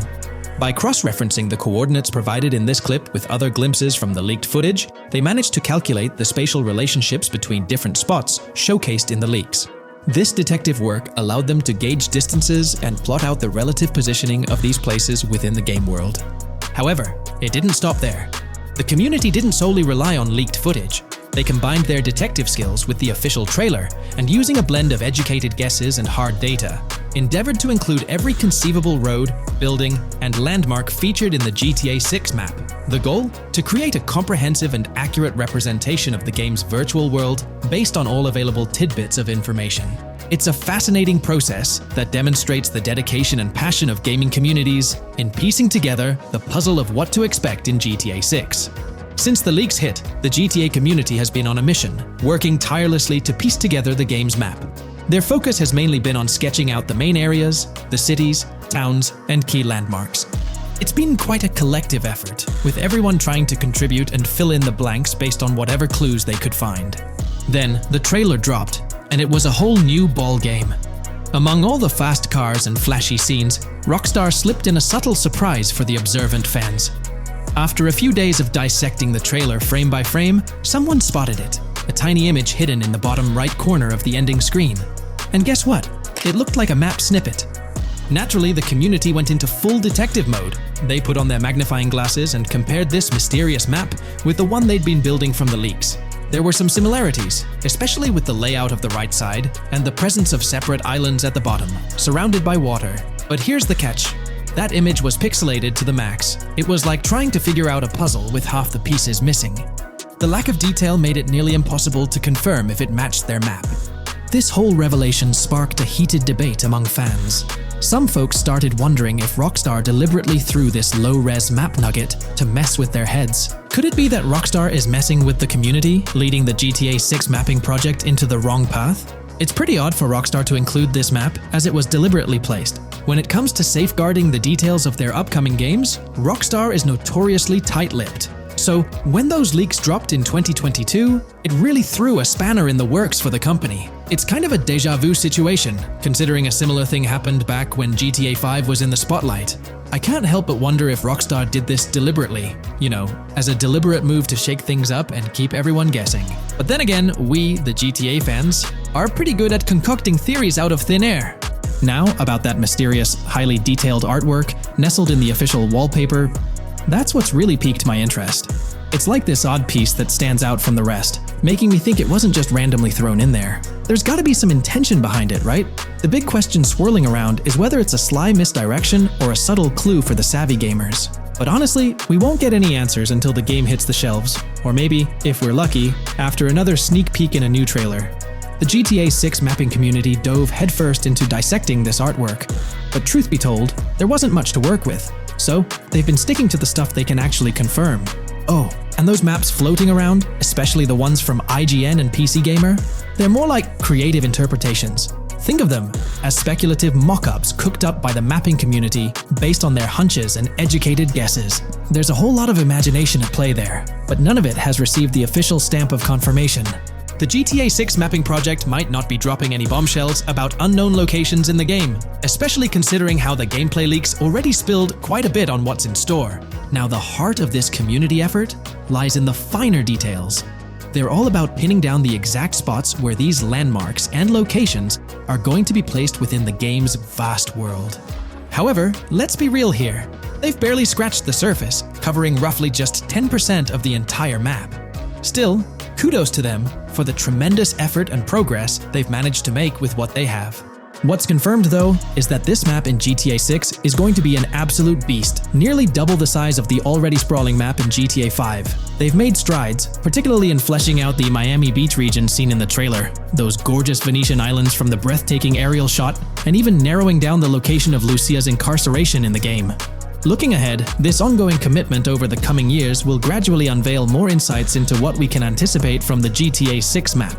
The anticipation is real, and it's fascinating to witness how this mapping endeavor will continue to shape our expectations for GTA 6. We're delving into the realm of GTA 6 Online, the upcoming multiplayer aspect of Rockstar Games' Grand Theft Auto 6. We'll dissect all the insights gathered from leaks back in 2022, alongside an intriguing anti-cheat patent filed by Rockstar's parent company, Take-Two Interactive. This patent offers a glimpse into how the forthcoming online experience aims to ensure a safer environment compared to the current GTA Online. Furthermore, we'll explore a novel method Rockstar plans to implement in GTA 6 for managing online sessions. This innovation promises to infuse the expansive world of GTA 6 with a livelier atmosphere, enriching the player's immersion in its intricacies. Undoubtedly, GTA Online stands as a titan in the realm of multiplayer gaming. Its enduring popularity has significantly contributed to the ongoing success of GTA 5 over the past 11 years. This success owes much to Rockstar's astute strategy, crafting a robust core game with GTA 5 and then supplementing it with regular content updates for the online segment.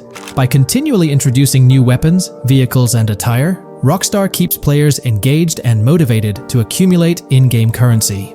As we eagerly anticipate the official unveiling of GTA 6, players are hopeful that it will address prevalent issues plaguing the current iteration.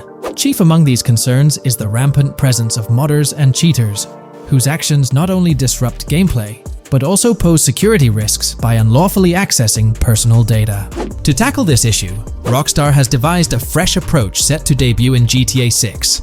This method aims to bolster the game's security measures. The patent responsible for this enhancement is titled Method and Apparatus for Preventing Cheating in a Video Game Environment by Providing Obfuscated Game Variables. Filed by Take-Two Interactive, Rockstar's parent company, in 2019, this patent outlines a system and method aimed at curbing cheating within video game environments. By disguising game variables in memory, the patent seeks to thwart attempts by players to monitor and manipulate values such as health, ammunition, and in-game currency for unfair advantages. Traditionally, developers combat such exploits by encrypting, coding, or obfuscating the location of these values, alongside implementing integrity checks to detect unauthorized modifications. However, these methods have drawbacks, as they often impact game performance and inadvertently expose variable locations to savvy attackers. Rockstar's innovation lies in masking the whereabouts of these variables, offering a more robust defense against cheating in GTA 6's online.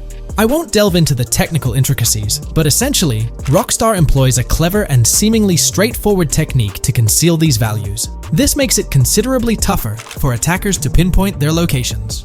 While the concept of masking values may seem straightforward, its effectiveness in bolstering stability and enhancing security for the future online segment is paramount.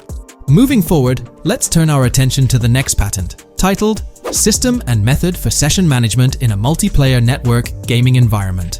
Filed by T2 Interactive in 2021, this patent addresses disclosed are systems and methods for session management.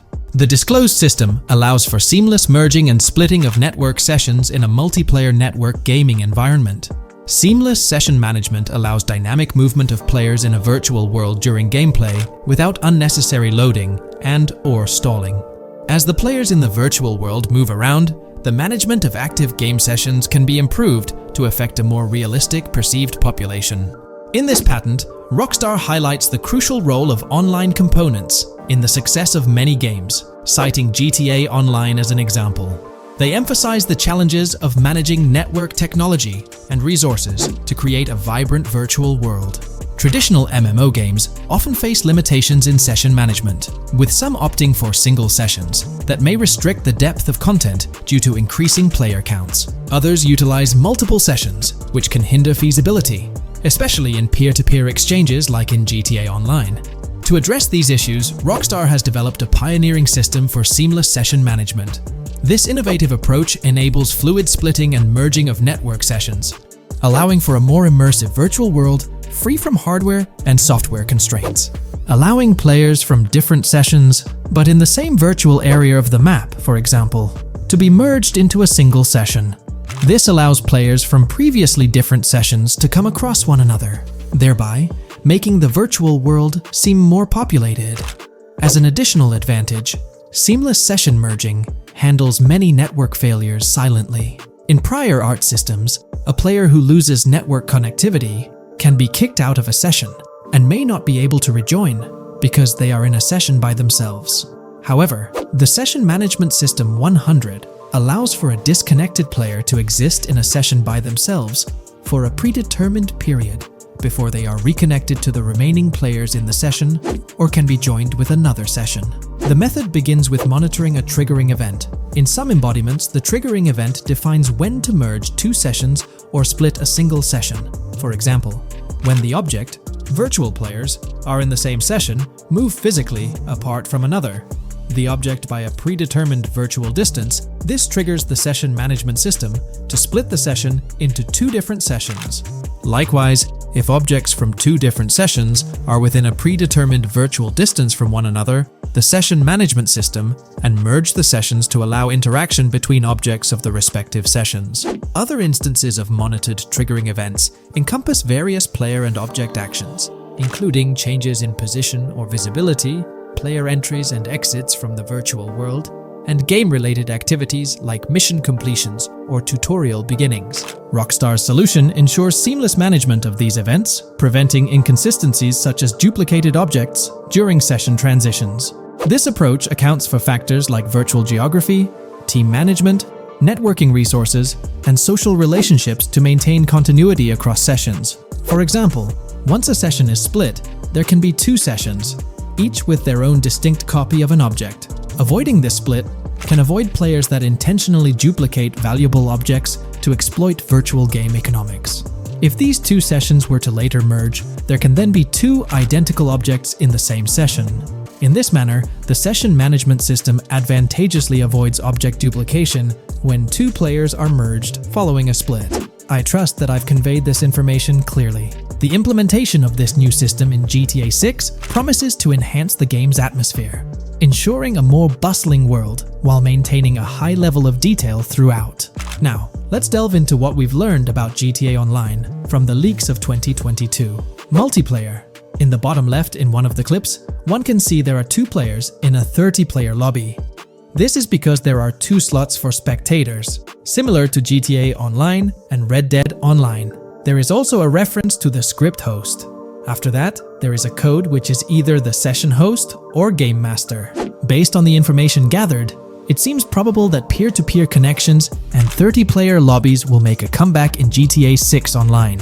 However, there's a twist in how sessions will operate, allowing for seamless transitions between them. Now, feel free to share your thoughts in the comments section about everything we covered in today's video regarding GTA 6 Online. In this video, we're diving into an upcoming terrain system in GTA 6 brought to you by Rockstar Games. Additionally, we'll explore some cool graphics enhancements like ambient occlusion, global illumination, and material tinting slated for the next GTA. The scoop comes straight from an official patent filed by Take-Two Interactive, Rockstar's parent company. So let's kick things off by checking out the patent titled Method and Apparatus for Enhanced Graphics Rendering in a Video Game Environment. According to Rockstar Games, the rendering of real-time graphics usually happens in a pipeline setup like this one. At the core of it, the process kicks off by handling 3D vertex information, moving on to render pixel-level details like light color and shadows. In the current systems, one or more shaders are employed for this pixel-level rendering. These shaders are essentially programs that operate on the GPU. The challenge in rendering lies in finding the right balance between realism and detail, while ensuring smooth performance, aiming for that higher frame rate. For example, a virtual world should illustrate various terrains that mirror a number of lifelike geographical areas. Each of these terrains can provide unique interactions with a virtual character in the video game. By way of example, a virtual player traveling through sand or snow should leave footprints that are different than the virtual player walking down a concrete sidewalk. However, because of the number of various terrains that need be accounted for, and the unique behavior of each terrain, conventional graphics systems do not have enough processing power to account for dynamic terrain and the associated interaction with players of the game. So, Rockstar Games developed a shader system for efficiently rendering various types of terrain with high realism. Let's take a peek at the system. The world level map, visible in the bottom right, outlines all the different dynamic terrains, such as muddy, sandy, grassy, hard ground, snowy, and more. Take a gander at this world level map showcasing the diverse terrains. Now, let's explore the various dynamic terrain zones within the game world. Using Red Dead Redemption 2 as an illustration, this world level map plays a pivotal role in determining the terrain that players or NPCs interact with. Essentially, it acts as the foundation to generate a trail map. Think of a trail map as a record of all the imprints left behind by characters, vehicles, and other objects, like the aftermath of explosions. Take this image for instance, showcasing how the snow has been altered by the actions of this NPC. Different shaders of the shader system are used for different terrain types and with different trail map types. For example, basic terrains do not require special shaders, while shallow mud terrains can advantageously benefit from a parallax surface shader to efficiently show ruts and tracks in the terrain with a high detail trail map. As an additional example, deep mud terrain may use a tessellation surface shader to model the ruts and tracks in the mud. You might be aware that in Red Dead Redemption 2, you can leave realistic footprints in the snow and mud. Rockstar explained that they employed two shaders for this effect: parallax maps and desolation. These shaders create a convincing illusion of high-level deformation, where footprints appear on the terrain's surface. In reality, the surface is warped but not physically deformed, ensuring a smooth and polished movement experience. In GTA 6, they're applying the same technique to bring an extra layer of realism. This will be particularly noticeable with explosions, firing RPGs at the ground, walking through mud, or driving vehicles through it, each leaving distinct tracks based on the terrain. RPGs, for instance, will create craters on the ground. This adds a significant level of interactivity, making it feel like you're genuinely impacting the game world in real time. Despite it being an illusion, the result will be remarkably realistic, akin to the snow in Red Dead Redemption 2. To sum it up, this graphics rendering patent encompasses the dynamic terrain, ambient occlusion, global illumination, and material tinting, all exciting new features making their way to GTA 6. Rockstar has invented and patented new graphics rendering systems, which aims to fix some of the problems of traditional graphics rendering systems to make graphics rendering more efficient, thus improving performance and allowing for better, more realistic, and more immersive visuals. Dynamic Terrain System. This is a system that records and creates trail maps which make it possible that terrains can be visually deformed when being interacted with in various ways. Players, NPCs, vehicles, objects, and explosions can affect the terrain. For example, leaving footprints or vehicle tracks in sand can be seen in action in Trailer 1. Explosions will leave craters in the terrain as well. It's also possible for certain changes to the terrain to disappear over time. For example, footprints and tracks in mud disappearing after some time, since the viscosity of mud makes it return to its normal state after some time.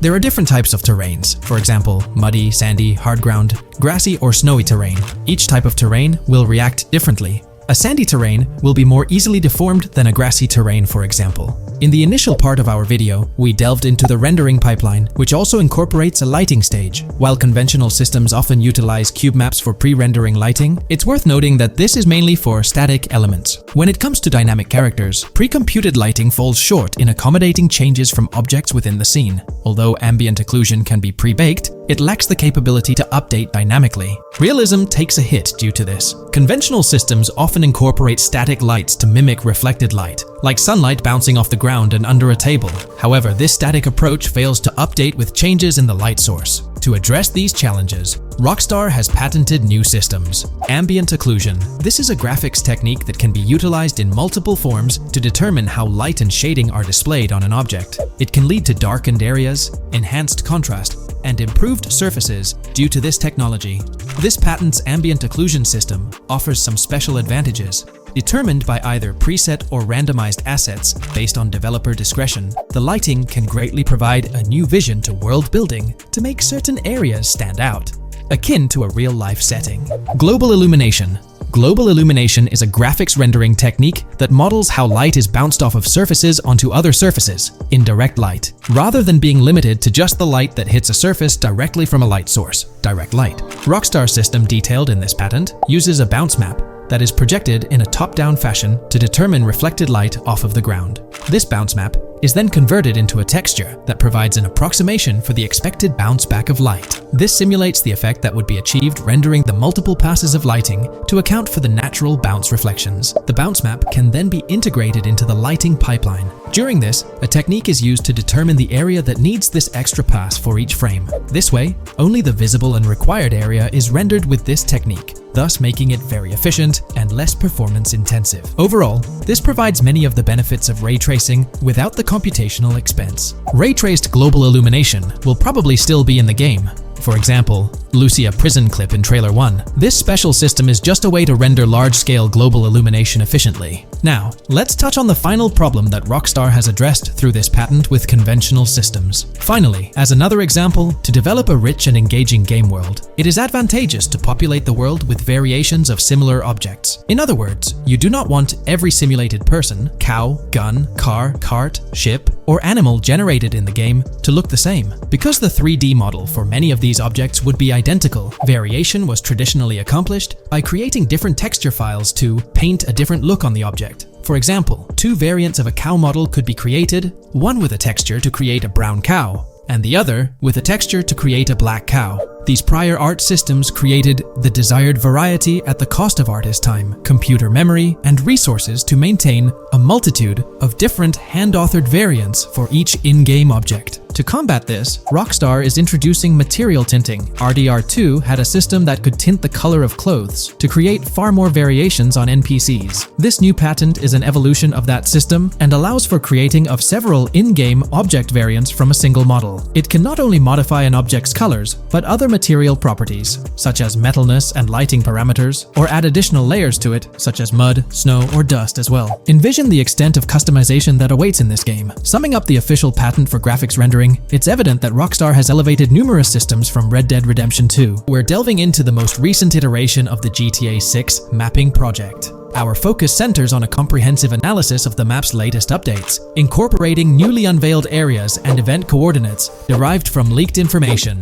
Additionally, we will explore fresh insights from the initial official trailer, including the revelation of an accessible plaza. A noteworthy aspect we'll be dissecting is the potential expansiveness of the map, hinted at by newfound highway evidence in the trailer.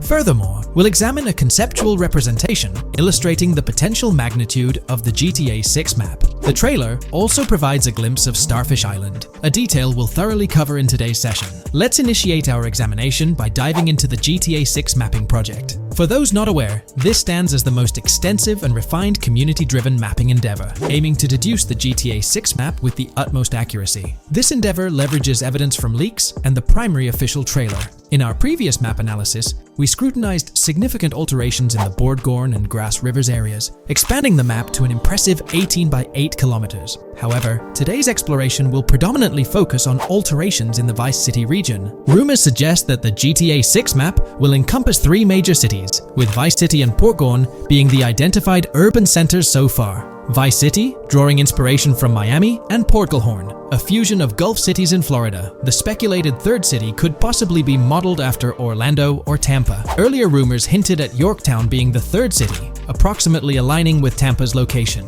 However, intriguingly, structures observed in leaked material from Portgorn were reminiscent of Panama City. Rockstar appears to amalgamate elements from distinct cities to craft a unique virtual landscape. Turning our attention specifically to Vice City, notable modifications are discernible in the Stockyard and Crosstown area. While these alterations may not be immediately apparent, a thorough comparison with the prior map iteration reveals notable changes in street layouts for improved connectivity. Building positions, including the relocation of the Jack of Hearts nightclub, featured in leaks and the trailer, signify significant shifts. Adjacent structures visible in the trailer's music video shoot scene have undergone subtle rearrangements. A noteworthy addition to the GTA 6 mapping project encompasses events gleaned from leaks, introducing a dynamic layer to our understanding of the evolving landscape. At present, we've pinpointed 4 events on the map, marked by light blue dots. These events include the missing persons poster at the liquor store, the big cat cage roof, at Everyday Art Elephant, and the Everyday Art Sidewalk Creep, all clustered around the Crosstown SL Stockyard area. Meanwhile, there have been notable changes in the Vice River area,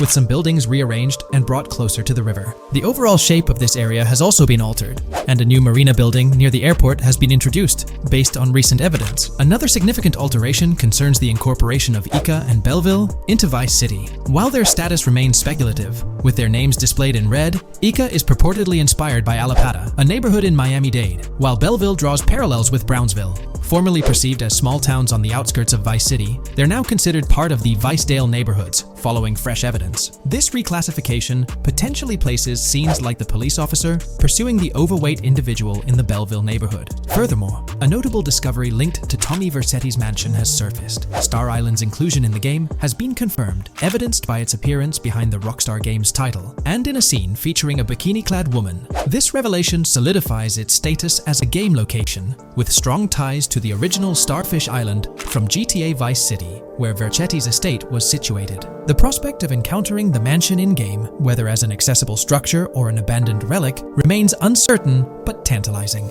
The mention of Star Island remains speculative, as indicated by its red font, leaving the possibility open for it to be renamed Starfish Island or something else. These developments encapsulate the latest updates to the GTA 6 mapping project. Additionally, let's delve into a Reddit post that has garnered attention. I'm still very intrigued by the prospect. This is a full accessible plaza. The full access plaza featured in the trailer has piqued my curiosity.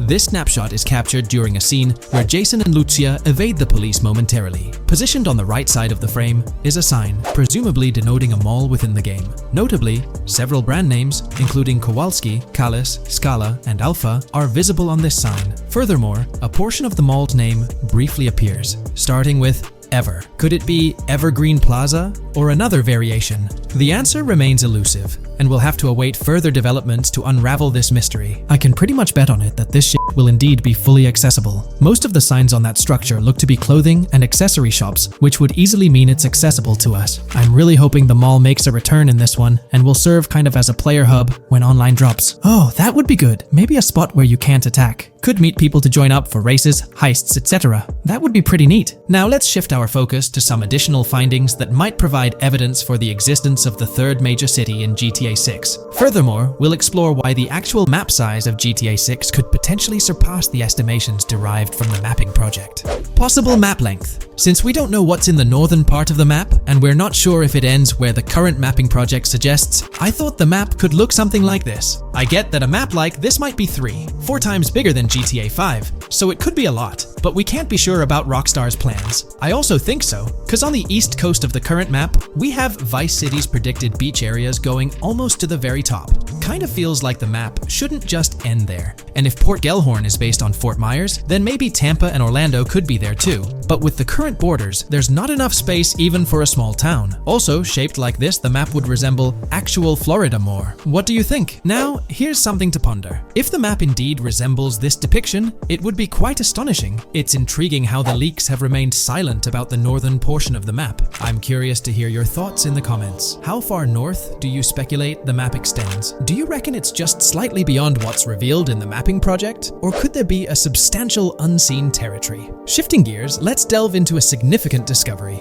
An observation on the size of the map using highway exits as a guide. I believe that 2 blink and you'll miss them shots from the trailer, combined with something I saw in the leaks, have given us a serious hint as to just how big the map for GTA VZ might turn out to be, specifically north-south. The first is the shot of the man grabbing his crotch while stopped on the side of the highway. Specifically, the highway exit signs in the background. They suggest that this shot is being taken from just north of exit 14 on the highway, if turning left has you going east and turning right has you going west. What's more, the GTA VZ mapping project believes that the highway that this shot is taken from is Interstate 97. Adding to this, there's this shot from earlier in the trailer of the woman in the gold dress hanging out the top of a convertible traveling down I-404, heading towards a junction with 197. At the very start of that clip, you can catch the exit number on the sign she's driving under. You can't see all of it, but to me, it looks more like exit 18 than exit 1B. This one is more speculative though. Now, I'm about to get into the leaks, so I can't post any pictures. There's a clip in the leaks of a red ute heading northbound on 197 towards the exit 13 AB junction that takes 1 to Washington Beach and Ekanfinaka before crashing. The mapping project has been using the leaks to create their maps, and they've placed that stretch of 197 north of Mr. Crotch Grab from the trailer, running through the Stockyard neighborhood. This to me indicates that the highway exits are going to follow a realistic number pattern, with the number increasing or decreasing for every mile traveled. The question is, where does this put exit 12? Exit 11? All the exits going up to 1? I've taken the latest version of the mapping project's map and pointed out where exits 14 and 13 are located. Then, extrapolating from there and using the map's grid as a handy guide, I drew where all the exits further down the numbering scheme might be located. I ran out of room to put exit numbers at #9. If 197 is going to keep following the same numbering scheme all the way north until it hits exit 1, then it's likely that the map is going to be far bigger than we currently think it is, and what's been shown and plotted out so far. In fact, I think the only reason nothing's been plotted up there so far is because so much so far has focused on Vice City and its environs.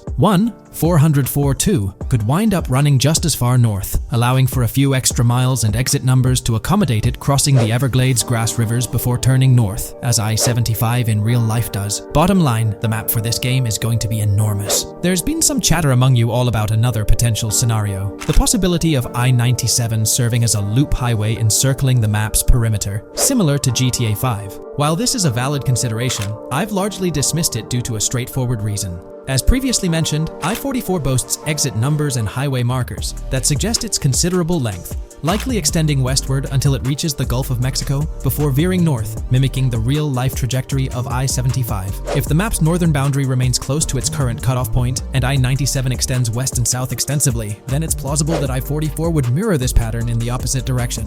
While the notion of two loop highways isn't entirely implausible, it could potentially introduce redundancy. Additionally, in GTA 5, the loop highway wasn't simply labeled under one name. The segment along the coast was dubbed the Great Ocean Highway, while the inland stretch traversing the desert was referred to as the Sonora Freeway. Moreover, within Los Santos, various freeways possess distinct names and numbers, even when merging seamlessly, such as the Del Perro, La Puerta, and La Mesa freeways. My hypothesis currently is that there is a loop highway, but that one, 97 and I-404, are two halves of it. They both start in Vice City and intersect in Crosstown. 197 runs up the Atlantic coast. 404 runs west through the grass rivers, and then turns north to run up the Gulf Coast, and they both meet at a point further north. Whether that point is a city, a smaller town, or something else, that is still unknown. There's been quite a buzz about Jason, one of the main leads in the highly anticipated Grand Theft Auto 6.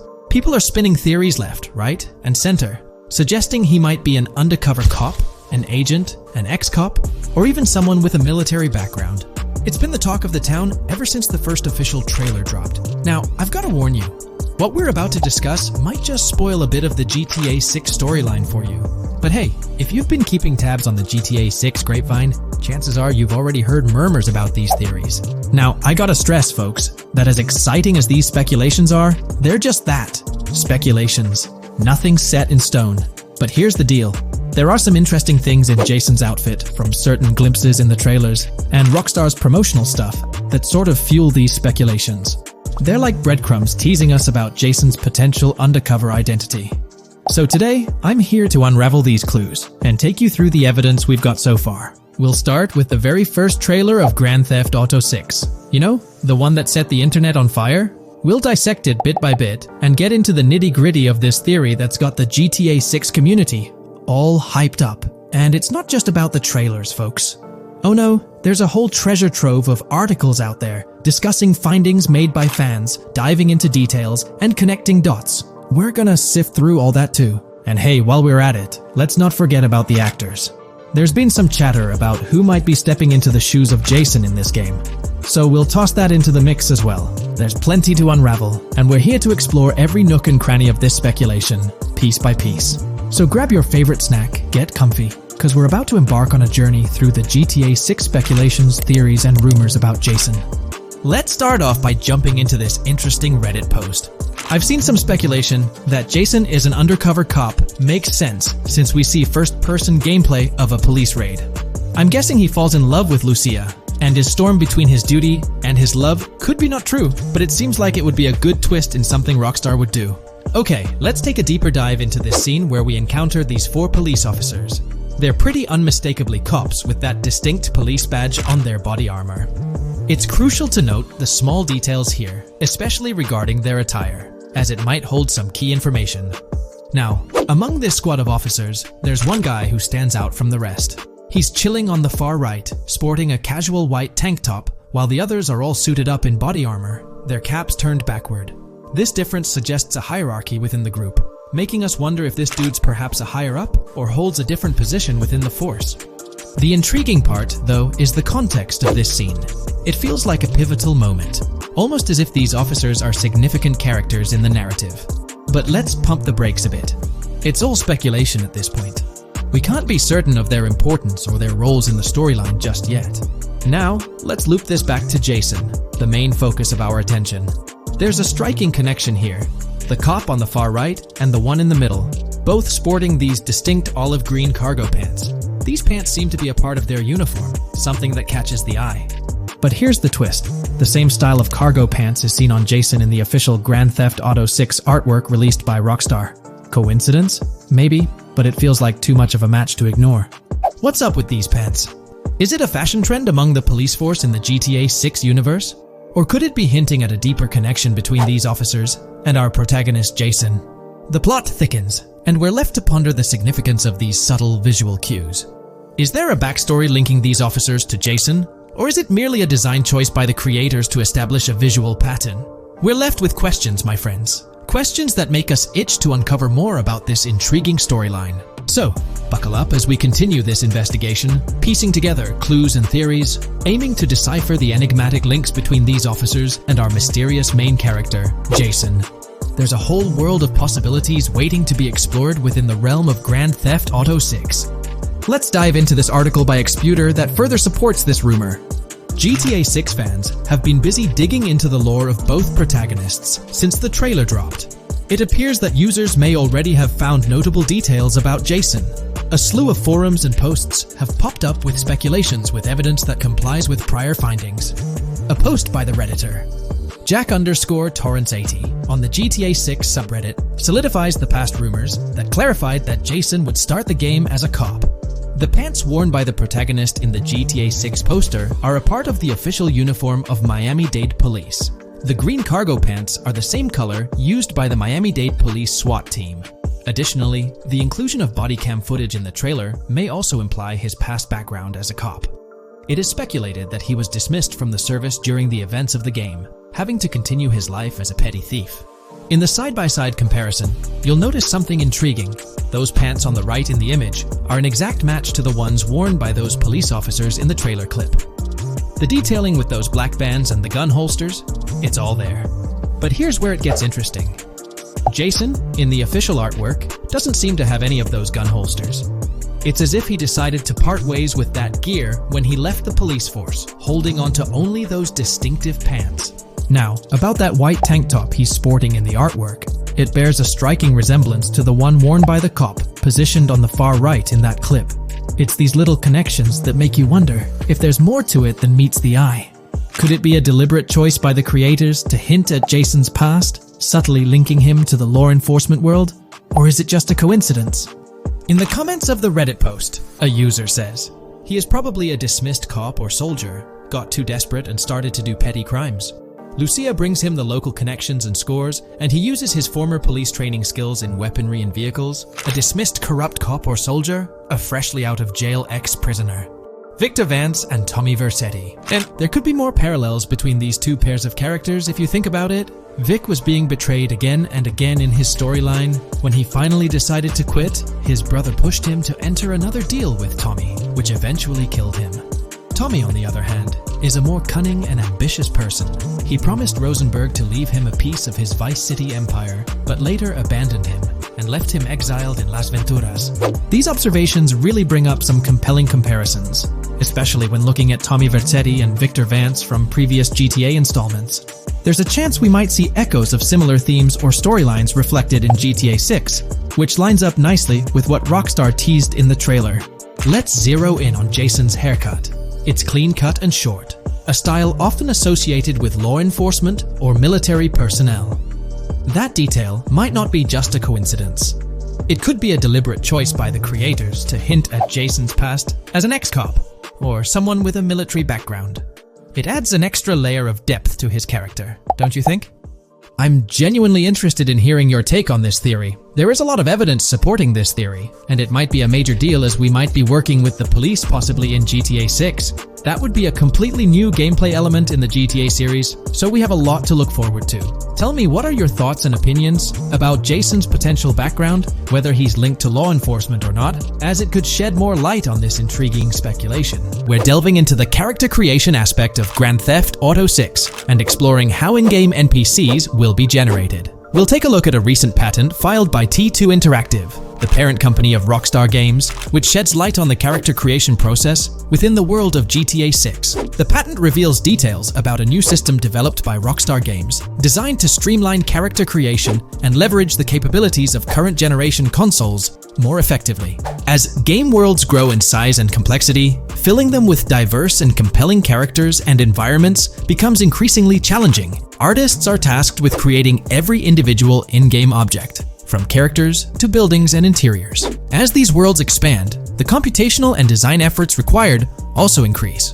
However, Rockstar Games has once again demonstrated innovation by developing a system that optimizes the rendering of 3D objects, ensuring efficiency without compromising on detail. This system addresses the challenges posed by the ever-expanding scope of game worlds. The patent we're examining in this video is titled System and Method for Game Object and Environment Generation. This video takes a deep dive into the generation of building interiors and characters within the expansive world being crafted by Rockstar Games. The patent starts off by providing an overview of how objects function within 3D spaces, as explained by Rockstar. Objects used in 3D graphics, often called assets, are a combination of geometry data, for example, the 3D model, and data for textures associated with the geometry data. An asset may be formed of one object, or it may be a composite object made from a combination of objects. The objects that form a composite object may in different contexts be used as independent assets unrelated to the composite object, or they may always be used as a subset of a larger object. They've provided an intro to how 3D objects function in games, aiming to help us grasp the workings of their latest invention.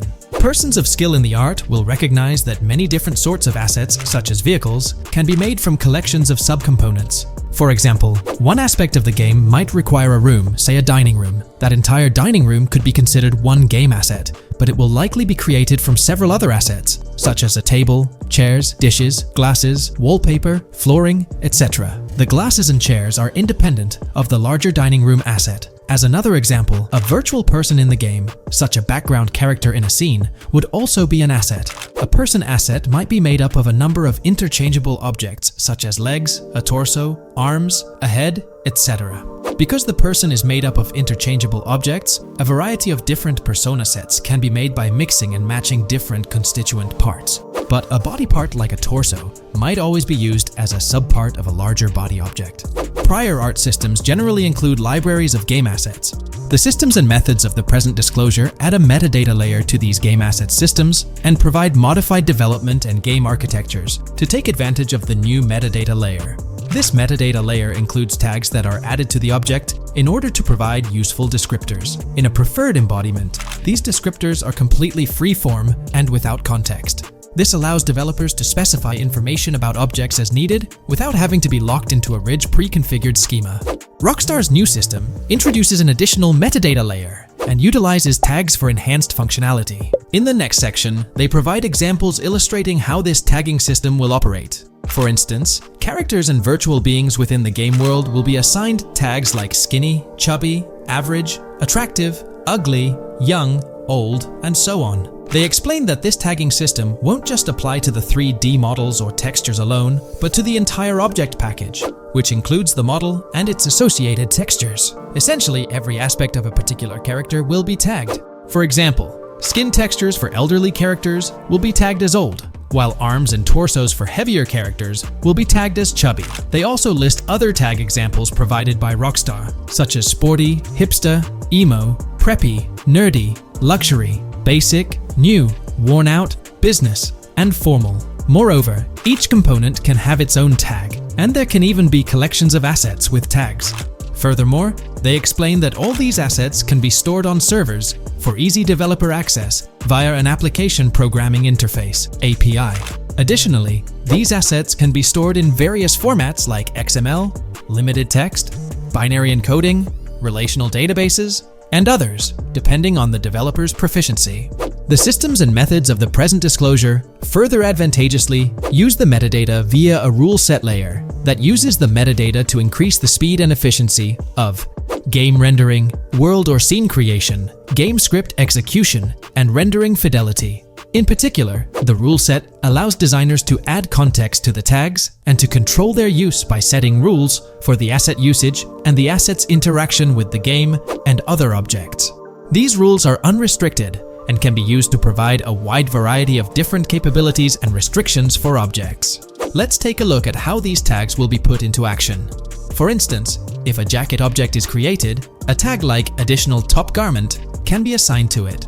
Then, during gameplay, certain rules might search for this specific tag to identify objects like jackets. Furthermore, in a cold setting, the character's health stat may decrease at a slower rate because the character stays warm with the additional top garment. Moreover, the additional top garment tag could enhance rendering efficiency. For instance, if a character wears a shirt underneath a jacket, the shirt occupies memory space. Since the shirt is mostly covered by the jacket, Rockstar plans to replace the full shirt with a smaller texture, only containing the visible parts under the jacket, thus conserving memory. The combination of tags and the rule set can also be used advantageously for procedural generation of game objects and environments. For example, a game scene could be created in a game script by calling assets based on tags, rather than calling the assets explicitly. For example, if the game scene called for virtual characters in a movie theater, the game designer could simply specify a need for predetermined X number of characters with casual dress.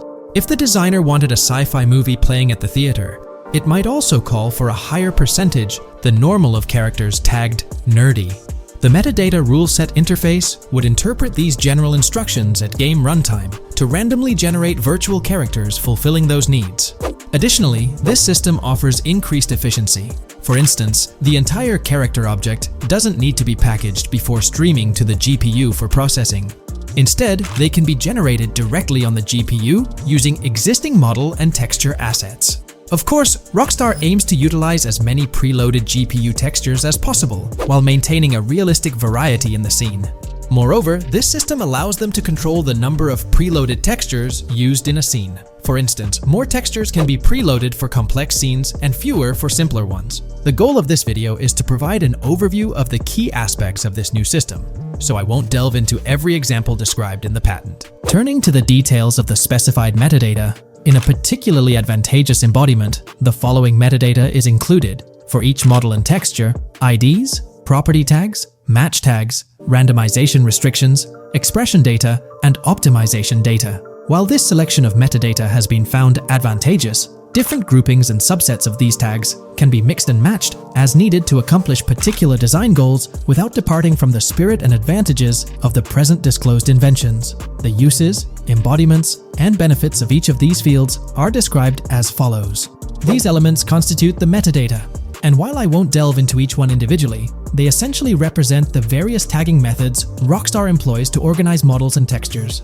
These tags facilitate accurate and efficient filtering and sorting of assets. Grand Theft Auto 6 will incorporate lighting and skybox systems similar to those seen in Red Dead Redemption 2. This means you can anticipate enhancements like volumetric clouds and better lighting, which mark a significant leap forward, even compared to Red Dead 2. One notable detail from the leaks is the presence of heavy fog, a feature not prominently seen in GTA 5, except for snowy conditions. Advanced weather systems will play a more prominent role in GTA 6, adding depth and immersion to the game world. As for characters, we already have insights into several individuals set to appear in the game. While Jason and Lucia are the main protagonists, the leaks have revealed the existence of other characters. These include Dre, not to be confused with Dr. Dre, Sam, a friend of Dre, Kai Wyman, Zach R.B. Shaw, and several others like Vicky, Iris, Shanice, and YJ. It's quite astonishing that we even have details about their heights. Lucia stands at 5 feet 3 inches, while Jason measures 6 feet 1 inch tall. By the way, I'm holding a monthly giveaway for a PlayStation 5. You just need to subscribe and you're entered. Now, back to the video. We've also got details on 3 different gangs set to make an appearance in Vice City: Sand for Sand, a Haitian gang, the Guardia Brothers, and the Far-Right Militia. Moving on to tools and items, the list is quite extensive. You can expect to find an autodialer, binoculars, immobilizer bypass, a color tool, painkillers, a pool cue, trauma kits, a golf driver, various food and drink items, a golf putter, a USB drive, a golf iron, a crowbar, a golf wedge, a torch, a slim jim, a tracker jammer, a duffel bag for stashing your loot, cigarettes, and a backpack, again for storing your loot. When it comes to weaponry, the leaks confirm several options: a rocket launcher, an assault rifle, a baseball bat, a polymer pistol, a knife, a bolt-action sniper rifle, a Molotov cocktail, a spear gun, which is intriguing, a smoke grenade, a compact SMG, a flashbang, a micro SMG, a hunter sniper rifle, a heavy machine gun, an auto rifle, and a pump-action shotgun.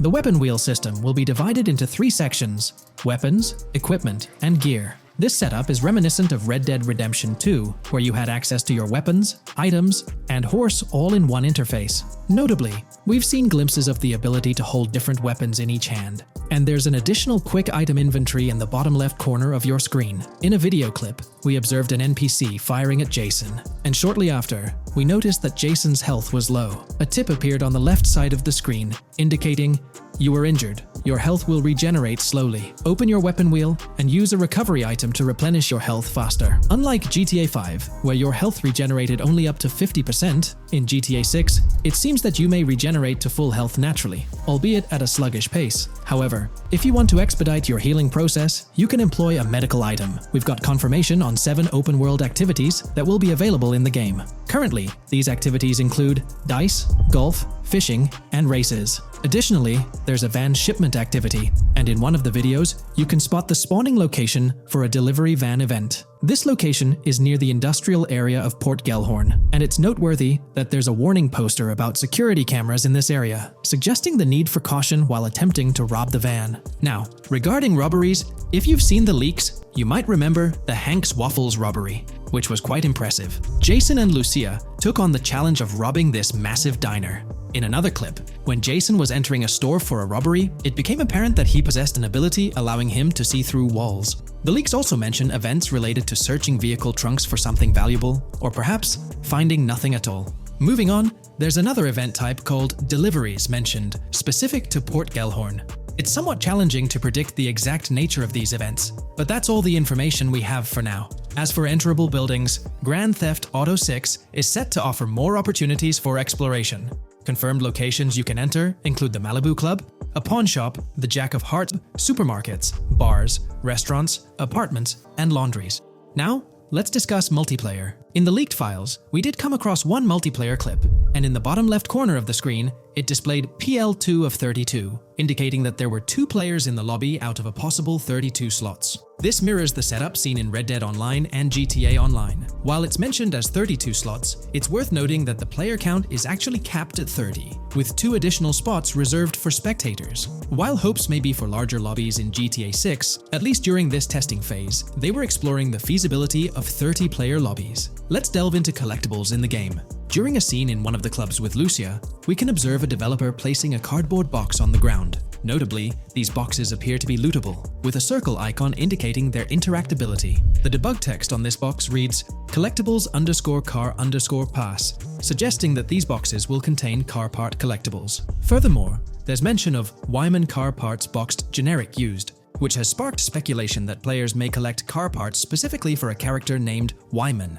It's inferred that both Jason and Wyman share an interest in classic cars. Moving on, we've got collectible hats. In a video featuring Jason in an apartment, a developer is seen interacting with a hat labeled as an ambient collectible hat in the debug text. This implies that one of the ambient activities in the game will involve gathering various articles of clothing, which adds an intriguing layer to gameplay. Now there's a comprehensive list of brands featured in the game, which I won't read out individually, as many may not be of significant importance to the storyline. Instead, I'll display them on your screen for your reference.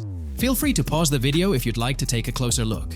Moreover, we have a list of confirmed animals in the game. As of now, the roster includes snakes, seagulls, skunks, raccoons, alligators, boars, wading birds, squirrels, southern leopard frogs, crayfish, lizards, skunk apes, pigeons, opossums, and whales. Keep in mind that this is not an exhaustive list, and there's a good chance we'll encounter even more wildlife when the game officially launches. These are simply the animals we have information on at this point in time. In the ongoing exploration of the forthcoming Grand Theft Auto installment, a plethora of new gameplay mechanics has come to light. These enhancements promise to augment the player experience in a variety of ways, ushering in a fresh layer of dynamism and immersion within the game world. First and foremost, players can now maneuver while ensconced in cover. This feature introduces a newfound level of flexibility during engagements, allowing for more strategic positioning in combat scenarios. Additionally, the ability to assume a prone position, a feature conspicuously absent in previous iterations of the game, adds an exciting dimension to gameplay, affording players the capacity to lie flat on the ground, potentially enhancing stealth and tactical maneuvers. Furthermore, the inclusion of loot bags offers a means to store surplus items, expanding inventory management options. An interesting addition is the capability to both drop and retrieve weapons, affording players greater adaptability in response to evolving circumstances. During intense firefights, a novel under-fire animation engages, wherein the player character instinctively shields their face from incoming projectiles, providing a more immersive combat experience. In the aftermath of enduring a severe blow, players are granted the opportunity to enact self-revival, potentially turning the tide of adversity. In aiming down sights, the option to seamlessly switch shoulders grants players a tactical advantage, facilitating improved positioning and target acquisition. Moreover, hand-to-hand combat now includes the ability to execute grabs, diversifying the melee combat mechanics. A noteworthy addition to the game is the implementation of buddy communication, embodied in the Buddy Comms and Buddy Ping system. Although specific details remain undisclosed, it is plausible that these features will facilitate coordinated actions between the two main characters, Jason and Lucia. Vehicle combat has witnessed a transformation, as shooting from car windows now entails the complete egress of the player character from the window, enabling full 360-degree firing capabilities, thereby revolutionizing vehicular combat dynamics. The intriguing Eagle Eye system, seemingly exclusive to Jason, allows for a form of wall-penetrating vision, although its applicability to Lucia remains uncertain. Enhancements also extend to interactions with in-game elements. Players will find themselves endowed with a broader range of interactions, such as the capacity to carry bodies, engage in robberies, issue threats, and converse with non-playable characters, NPCs, during heists. Moreover, the ability to collect additional items, including beer bottles and cans, enriches the gameplay experience. Shifting the focus to new gameplay systems, one particularly exciting addition is the concept of money laundering. During the Hank's Waffles robbery, an icon associated with the car wash property, a washing machine adorned with a $sign, has been identified as indicative of money laundering. This suggests that players may have the opportunity to purchase specific types of businesses with the intent of laundering illicit funds in the single-player mode. Moreover, the inclusion of fences introduces a layer of illegal commerce within the game. These fences serve as intermediaries for players to sell illegal items, providing a means to offload contraband and potentially profit from illicit endeavors. The inclusion of hacking mechanics is confirmed to some extent in the game. Lucia is equipped with a set of intriguing tools, including a tracker jammer, immobilizer bypass, USB drive, and an auto dialer. As of now, it remains unconfirmed whether Jason will also have access to these items. Historical leaks from a few years ago hinted that Lucia would be the designated hacker, so the extent of hacking abilities for each character awaits further clarification. Among the event types within the game, two distinct categories emerge: pragmatic cool and chaotic and romantic cool. While specific details surrounding these events are not fully disclosed, they introduce intriguing possibilities for players to navigate. Furthermore, during robberies, players will have the capacity to issue commands to the other character involved. In a video clip from the leaks depicting a robbery, a tip notification suggests checking in with Jason or holding for more options. This implies that players can give their partner commands during a heist. Notably, prompts to instruct Jason to either surrender or follow indicate a degree of control over both characters simultaneously, simplifying coordination compared to relying solely on AI behavior. The witness system and police recognition within the game hold significant implications. During the Hank's Waffle robbery video, an interesting detail surfaces regarding the wanted level stars interface, which includes the term full description. This strongly suggests that witnesses within the game possess comprehensive knowledge about the player character. Consequently, law enforcement is expected to recognize the player once Lucia enters a police vehicle. Additionally, a transition is observed from no vehicle description to full vehicle description in response to Lucia's actions. This implies that even after losing a wanted level, if the police spot the player in the same vehicle, they will react accordingly, potentially leading to an arrest or hostile encounter. During the robbery sequence, Jason can be seen actively preventing customers marked with yellow icons above their heads from calling the authorities or fleeing the scene. Notably, an NPC within the diner exhibits a yellow icon above her head. Following Lucia's exit from the diner, the icon begins to flicker. Subsequently, as Lucia approaches a police car surrounded by law enforcement, the icon shifts to red. The female NPC then departs from the diner, making eye contact with Lucia before hastening away. These developments underscore the sophistication of NPC interactions, presenting a notable advancement in the game's artificial intelligence systems. The prospect of item sharing between the characters Jason and Lucia is on the horizon. A notable example emerges from a video clip where Jason pilfers items from containers, opting to retain some while distributing others. This cooperative element extends to the unlocking of doors and gates, exemplified in a video featuring Jason within the Sand for Sand area, which, if you recall, is the moniker of a gang in GTA 6. In this particular clip, Jason stealthily maneuvers past a red truck, revealing a door from an import garage building bearing the descriptor "door panel locked" in its debug text. In juxtaposition, a gate within the same clip indicates "door unlocked," signifying the necessity of unlocking specific access points. Subsequently, we delve into an extensive catalog of new features, commencing with an upgraded AI system. In a visual excerpt, the enemy AI exhibits an inclination to open fire upon Lucia when she pivots to face them. This hints at AI entities possessing a heightened acumen for discerning opportune moments to engage in combat. Impressively, AI units adapt their elevation relative to surrounding obstacles, steering clear of potentially disadvantageous head-glitching tactics. Furthermore, a prudent alteration manifests as AI adversaries opting to lower their stance during weapon reloads, a judicious move compared to reloading while exposed in the open.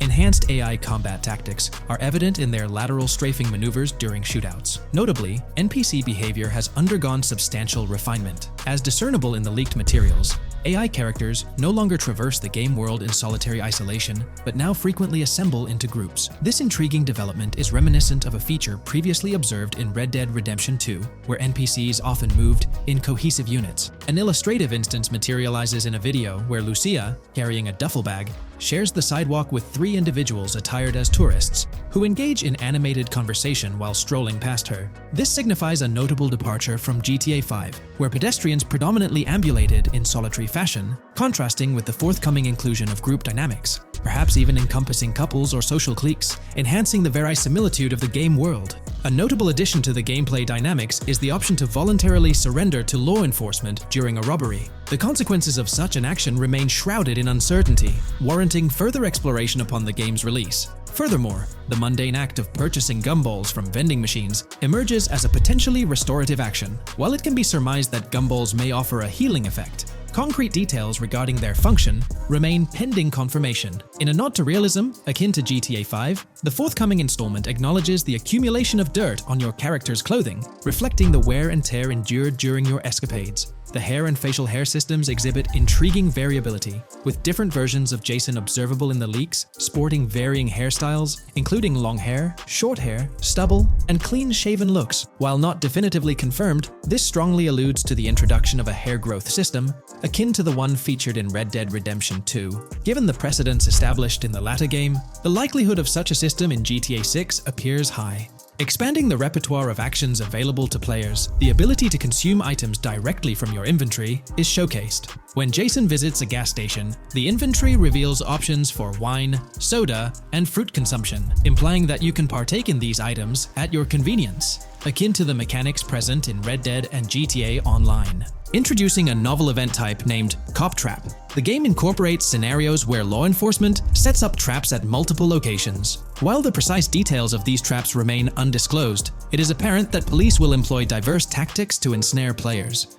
An overhaul in the police system introduces the concept of time until cops dispatch. In this iteration, criminal activities do not instantly summon law enforcement. Instead, players are afforded a brief window to execute an escape before the police response commences. The inclusion of security cameras as a surveillance mechanism adds complexity to evading detection. Unlike the conventional implementation in GTA Online, these cameras employ a detection meter, reminiscent of mechanics seen in games like Payday 2 or Payday 3. Players must act swiftly to evade the camera's line of sight within a specified time frame, akin to a filling bar, to avoid detection. This novel approach to security cameras introduces a fresh layer of challenge and strategy to evading law enforcement. Players will have the newfound ability to restrain non-player characters, NPCs. The primary method, as gleaned from the leaks, involves the use of zip ties. This restraint option becomes particularly pertinent during robbery scenarios, where players can employ zip ties to immobilize NPCs. A novel feature that comes to light is the capacity to loot vehicles. A fleeting glimpse in the Hank's Waffles video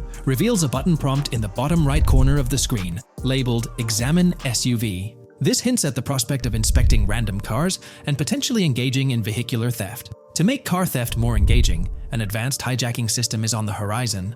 The existence of the immobilizer bypass device, previously discussed, suggests that pilfering high-end vehicles will pose a greater challenge. Additionally, an item known as the Slim Jim will facilitate unlocking older model cars.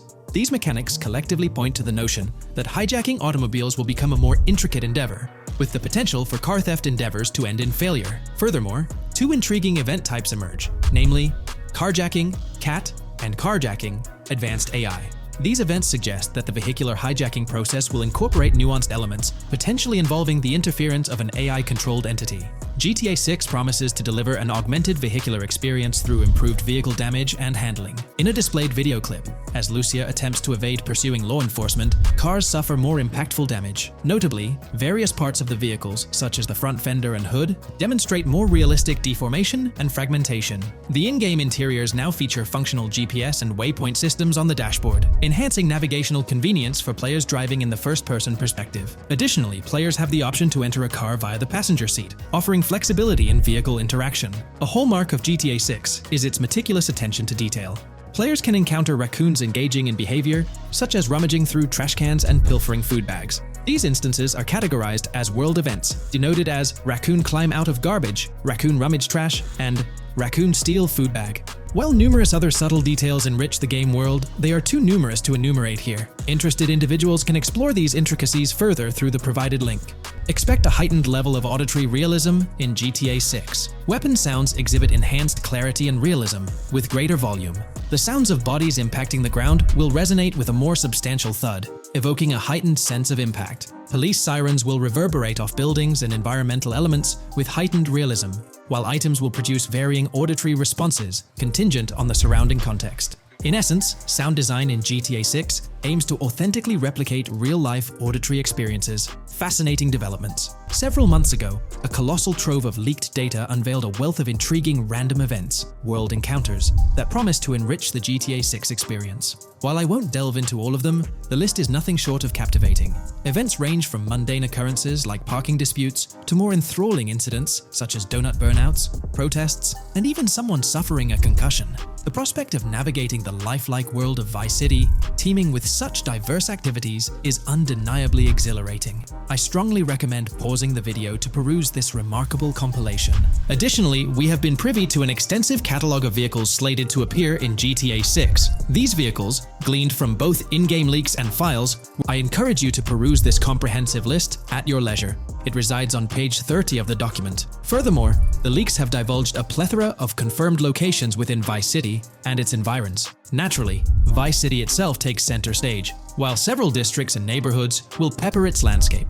Notable locations include Edgewater, North Bay City, Rock Ridge, Little Haiti, Vice Beach, South Beach, Washington Beach, and Key Biscayne. We're discussing how much money Rockstar Games has made from the first trailer released back in December. We'll also cover Rockstar's plans for the next trailer and their potential strategies for cross-promoting GTA 6. There's a lot to talk about, so let's get into Rockstar's promotion tactics for GTA 6 and when we might see a second trailer.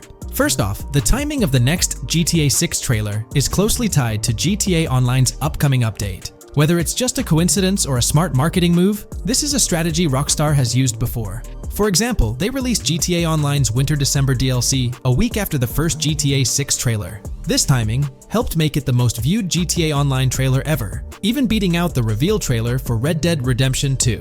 If Rockstar decides to use the same approach, we might get some new Grand Theft Auto 6 details next week. This could be a second trailer, some screenshots, or additional information about the game.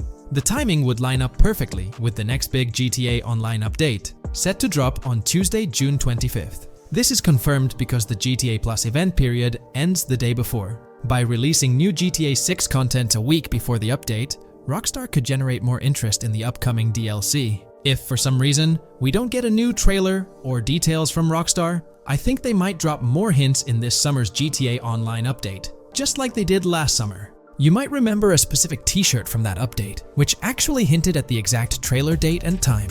It had symbols from the Zancudo basement with a cryptic message that translated to, "One day we'll reveal all." It does make you wonder if Rockstar will include some teases or cross-promotion in this update. Now that GTA 6 is officially announced, they might do something similar to a few years ago with GTA Online and Red Dead Redemption 2, where treasure hunts let you unlock weapons in GTA Online and receive them in Red Dead Redemption 2 when it launched. Speaking of GTA 6 trailers, here's an interesting fact. Rockstar Games has made a ton of money from the trailer on YouTube. We've talked about this in the last couple of videos, how it leaked because someone accessed a YouTube admin panel, but you can actually use public data and analytics to see how much money Rockstar has made from that trailer. It has almost 195 million views, closing in on 200 million, which is absolutely insane.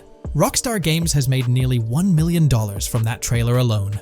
The craziest part is that even though the trailer doesn't have ads, Rockstar Games still earns money from YouTube Premium users.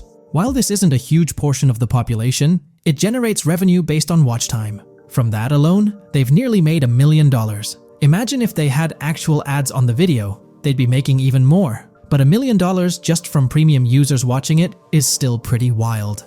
In the grand scheme, it's a small amount for Rockstar and just a drop in the bucket compared to how much they'll make when GTA 6 actually releases. Still, it's an impressive stat for a trailer that Strauss Zelnick says has repeatedly broken the internet. All this excitement around GTA 6 is also boosting their parent company, Take-Two Interactive, with a substantial jump in stock price. According to Investing.com, an article published a few days ago states, "The hotly anticipated release of the latest installment of Take-Two Interactive's mega-popular Grand Theft Auto franchise should fuel a substantial uptick in bookings and profitability at the video game maker," according to a JP Morgan analyst's note to clients. The analyst added that the gaming sector is increasingly focused on maximizing the success of proven titles, saying, "Consumer engagement and publisher resources have consolidated around the largest gaming franchises."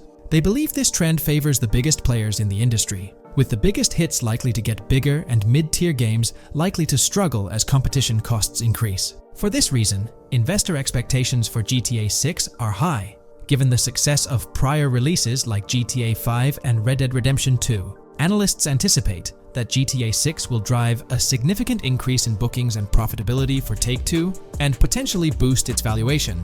They reiterated their overweight rating for Take-Two and raised their December 2024 price target from $180 to $200. All this is great news for the gaming industry. Confidence in Grand Theft Auto 6 and Take-Two Interactive is growing, both among industry insiders and on Wall Street. It's just positive news all around. On another note, I initially thought GTA 6 would dominate the scene in 2025, causing other developers and publishers to steer clear, but that's not the case. Recently, at the Xbox Games Showcase, several amazing titles were announced, some set for 2024 like Call of Duty Black Ops 6 and Assassin's Creed Shadows. Interestingly, many other titles are now slated for 2025, meaning they'll be directly competing with GTA 6. Let's go over some of those anticipated titles. We've got some major hits like Doom, The Dark Ages, Death Stranding 2, Monster Hunter Wilds, Little Nightmares 3, Fable, Judas, the new Switch 2, and its launch games, Expedition 33, Ghost of Tsushima 2, Civilization 7, Atom Falls, Spider-Man, Venom, and many more. And we haven't even seen Nintendo's lineup yet, which we'll find out at Nintendo Direct. There could also be surprise contenders like another Naughty Dog game. 2025 is shaping up to be an incredible year for gaming, possibly the best ever. And of course, GTA 6 will be a major highlight if Rockstar sticks to the fall 2025 release date. I'm confident they will, especially after that internal delay. This way, they avoid a public delay, which would have happened if they initially aimed for early 2025 and then had to push it back. One thing I'd love to hear from Rockstar next is when we can pre-order the game and get a more specific release date. Taking a deeper dive into GTA 6, we find out new info around the highly anticipated Trailer 2, highly probable predictions, and the projected timelines associated with this game. Post the unveiling of Trailer 1 on December 5th, 2023, providing enthusiasts with a tantalizing glimpse into the world of the forthcoming GTA installment. Rockstar has maintained a notable silence. Despite the absence of official announcements, the internet has been abuzz with articles and claims, including a recent piece highlighting details allegedly leaked by a Twitter user. It's prudent to approach such assertions with a discerning eye, given the prevalence of misinformation in the digital space, especially with the emergence of numerous GTA 6 themed accounts. Interestingly, amidst the sea of speculations, it's essential to acknowledge the presence of individuals who accurately leaked details about the first trailer on Reddit before its official release. One mysterious figure stands out, predicting not only the featured song, but also pinpointing the release date, directing curious minds to their username as a form of verification. This individual, while refraining from sharing disruptive insights into the game's development, did provide a tantalizing glimpse into new features. Among the disclosed features are the intriguing prospect of dual-wielding weapons, confirmed instances of gore and dismemberment, and the promise of varied sunset colors. A unique addition to the GTA universe includes a Miami-themed 3v3 basketball element, with a connection drawn to a hypothetical collaboration between Rockstar and LeBron James. The figure behind these leaks, having created their account on November 19, 2023, mysteriously vanished shortly after sharing these details, leaving behind a trail of speculative wonder. As we navigate through these uncharted waters of gaming anticipation, the veil of mystery surrounding GTA 6 continues to captivate and enthrall gaming enthusiasts worldwide. Diving deeper into the intricacies surrounding the leaked gameplay footage, it's important to clarify that what we witnessed is not a true representation of the final product. The showcased gameplay is derived from an older build, and the developers have assured the gaming community that the game will undergo significant visual enhancements. This preliminary look is merely a glimpse, offering little resemblance to the expansive and refined map that will unfold when the game is officially released. In evaluating the validity of information, it's pertinent to underscore that Jamie King's perspectives on GTA 6 hold little value, and the credibility of the Reddit leak stands stronger. As is customary in the gaming landscape, a level of skepticism is warranted, particularly given the prevalence of misinformation circulating through various GTA 6 related accounts. Now, turning our focus to the anticipation surrounding the release of the second trailer for GTA 6, historical trends provide valuable insights. Examining the timelines of previous releases, such as GTA 5 and Red Dead Redemption 2, reveals a consistent pattern. The second trailer typically arrives approximately a year after the debut of the first one. This established rhythm aligns with expectations for GTA 6. Considering the guidance from Rockstar and its parent company, Take-Two Interactive, which envisions the game's release in fiscal year 2025, ending on March 31st, the stage is set for an eagerly awaited gaming experience. The projected revenue of $8 billion underscores the ambitious plans to deliver groundbreaking titles, with GTA 6 at the forefront. The confirmation of the 2025 release through the first official trailer adds another layer of certainty to the equation. With the prospective release of GTA 6 in the first quarter of 2025, the logical assumption is that the second trailer will make its debut sometime in 2024. Speculations within the gaming community have surfaced, with one user dissecting the first trailer and estimating an August or October release for Trailer 2, followed by a potential final trailer in January. The sentiment resonates with the idea of maintaining momentum and sustaining excitement among fans. An intriguing twist enters the narrative with the potential release of the PS5 Pro in November, suggesting a strategic move to reduce the waiting time for additional information. As the community engages in this dynamic dance of anticipation, excitement mounts for the next trailer, where glimpses of actual gameplay are eagerly awaited. Venturing deeper into the realm of anticipation surrounding GTA 6, comparisons with Red Dead Redemption 2, which boasted 6 trailers, underscore the immense budget and expansive scope that the upcoming installment is set to showcase. Expectations are set for a dynamic marketing approach with 2 trailers, each dedicated to unraveling the story of a protagonist. This anticipation is further fueled by the likelihood of a dedicated gameplay trailer, shedding light on the mechanics and features, as well as a comprehensive trailer providing insights into the vastness of the game's map. Additionally, there's a tantalizing prospect of a trailer focusing on the diverse groups and gangs that inhabit distinct zones within the game. This comprehensive promotional strategy is indicative of a monumental project that promises to redefine the gaming landscape. Now, let's unravel the rationale behind the assertion that GTA 6 is poised for a late 2025 release. Examining the historical trajectory of game releases, Particularly the 2-year gap between the initial trailer and the game hitting the shelves aligns seamlessly with fiscal reports. This alignment serves as a solid foundation for confidence in predicting the game's availability by the end of 2025. Pondering the intriguing possibility that GTA 6's launch timeline might mirror that of its predecessor, GTA 5, sparks curiosity. Noting the first teaser trailer's debut on November 2nd, 2011, and comparing it with GTA 5's unveiling on December 5th, 2023, there's a parallelism that invites speculation. Expanding this analogy to include the release of the first 2 screenshots for GTA 5 on July 12, 2012, suggests a timeline for potential content drops for GTA 6. If we entertain the notion of a 1-year gap between the first and second trailers, mirroring historical patterns, and factor in Rockstar's potential aim for a fall release, an intricate timeline unfolds. Of course, acknowledging the industry's unpredictability, potential delays could sway this projection. Encouraging the community to share their insights, the script opens a channel for predictions regarding the release of GTA 6 Trailer 2. For those intrigued by a personal timeline, a meticulous projection is presented. The anticipation of Trailer 2 making its debut around April or May 2024, strategically ahead of the summer, is poised to keep the gaming community buzzing. Subsequent to this, the prediction of a third trailer, potentially a gameplay trailer, surfacing around October or November of the same year, with the possibility of extending into December, adds to the excitement. Early 2025 is earmarked for another critical trailer, presumably a launch trailer, complemented by TV spots to amplify the buzz.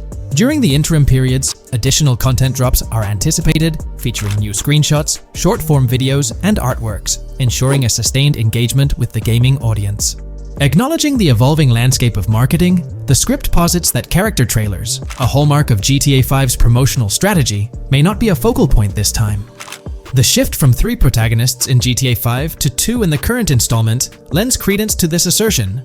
The first trailer introduced Lucia, and the prediction is that the second trailer will shift the spotlight to Jason, offering glimpses into his character and potentially unveiling more facets of the game's map, including Sport Gellhorn. Furthermore, a dedicated story trailer is envisioned, delving deeper into the narrative, characters, and plot.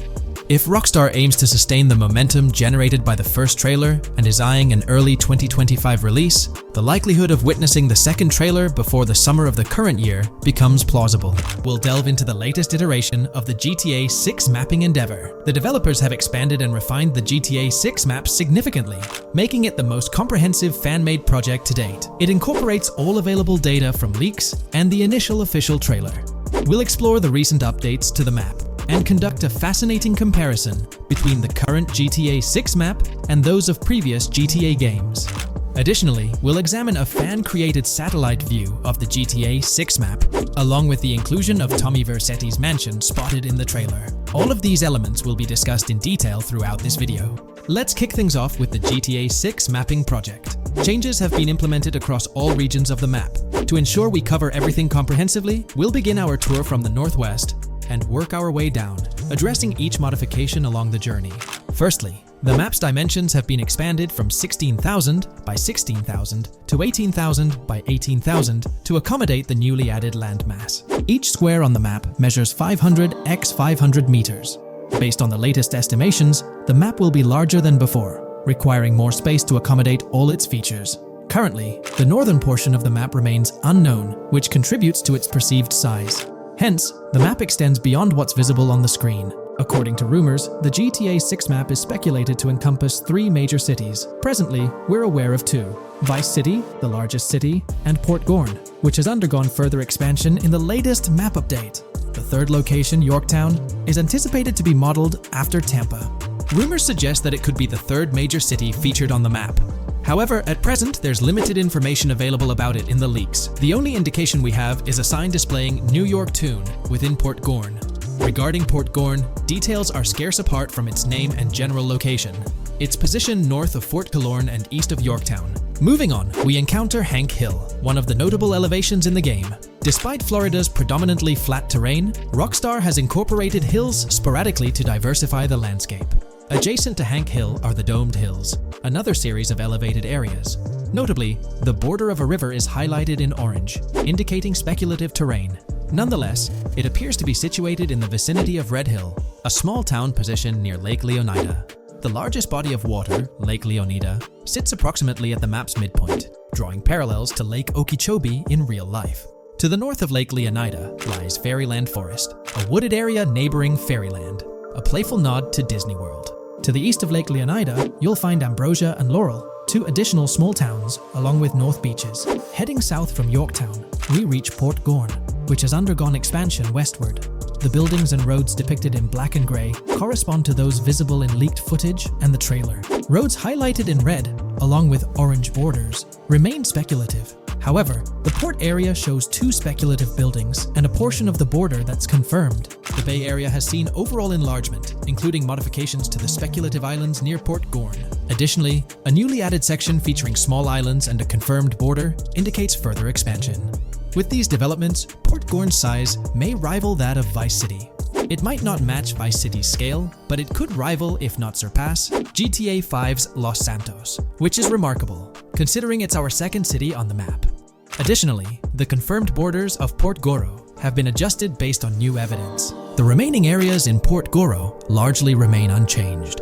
We still have Han Waffles Diner, surrounded by its buildings and structures, along with Port Gorn Motel, Gorn Bluff, the Pawn Shop, Port Gorn Raceway, Port Gorn Airfield, and the United State Prison. Belleville and Econfina remain situated near Vice City. Now, focusing on Vice City itself, much of it retains its layout from the previous map update. We observed the increasing density of the map, particularly with the Stockyard and Crossdown area now filled in, along with the hotels in the Vice Beach area. The proximity of the buildings to one another is quite striking.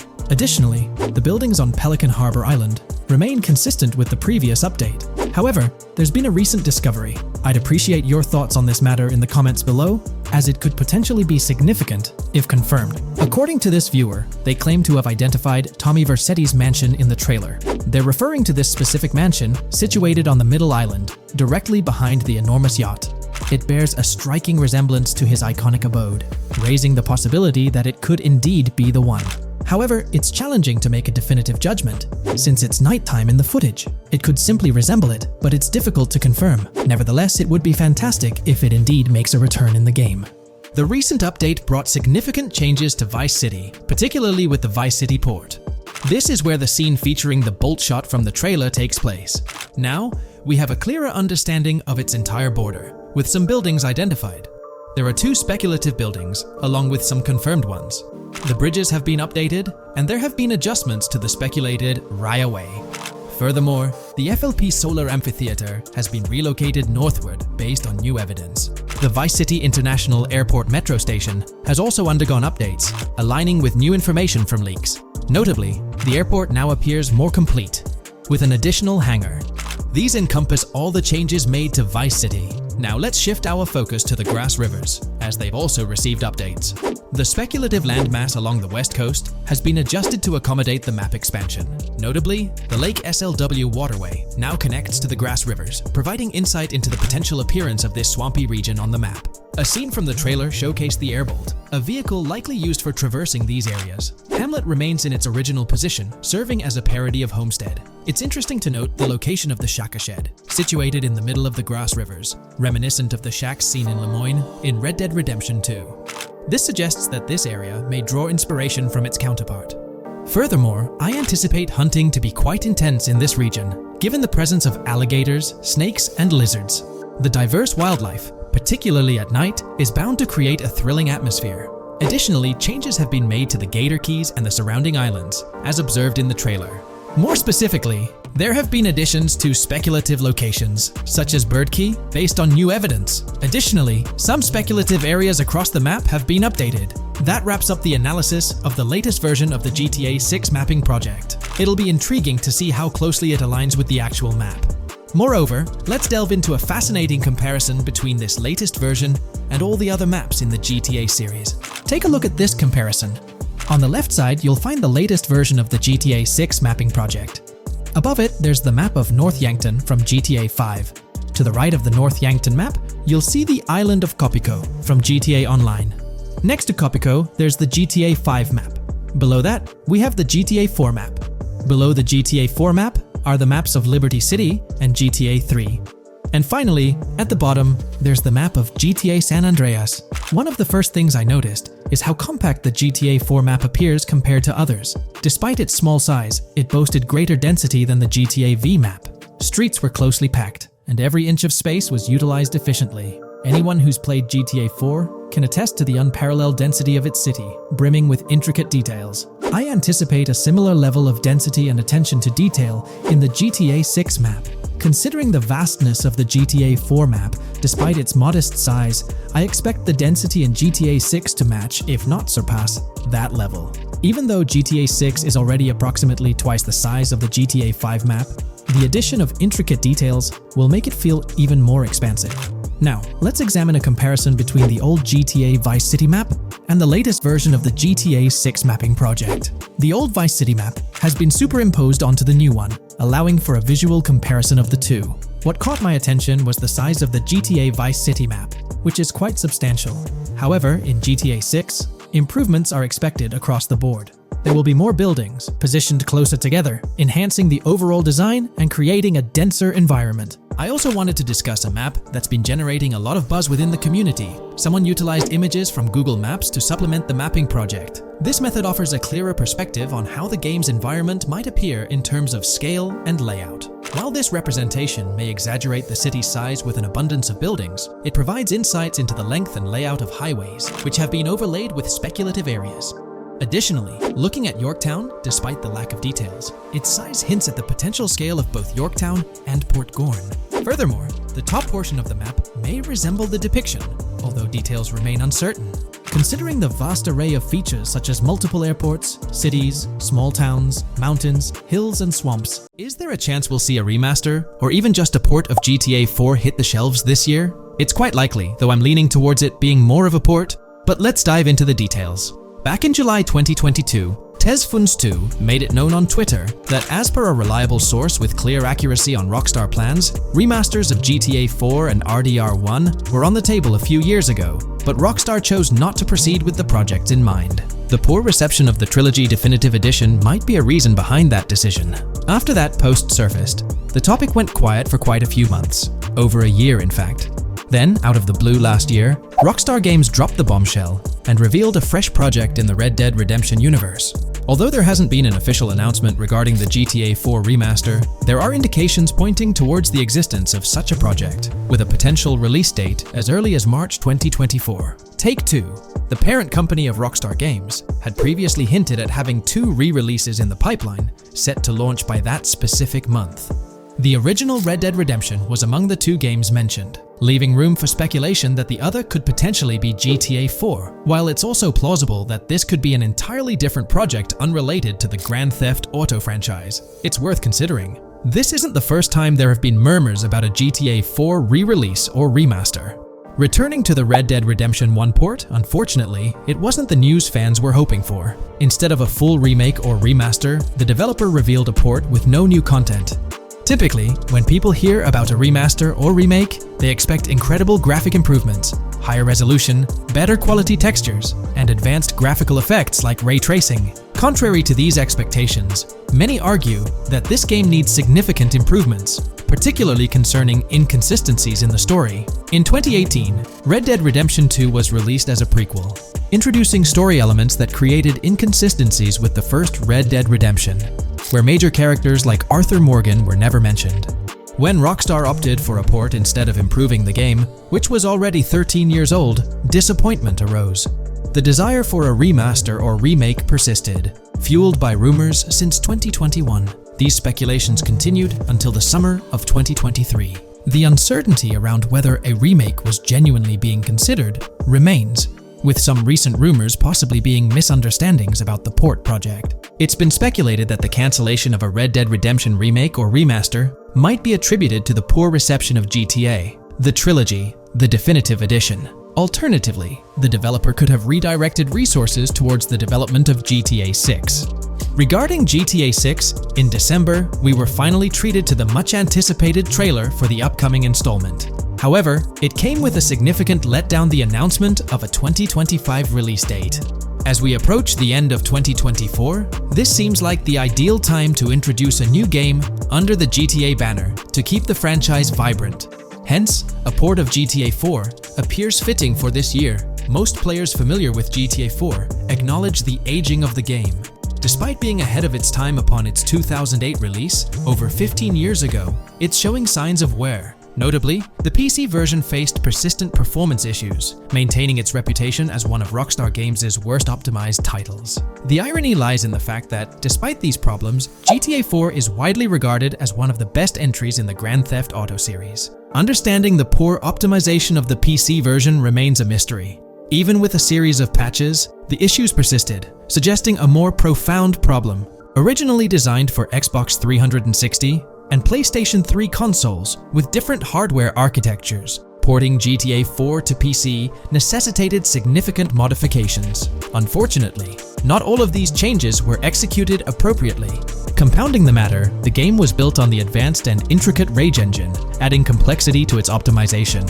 Unlike consoles with standardized hardware, the diverse range of PC hardware available at the time of GTA 4's release posed a challenge.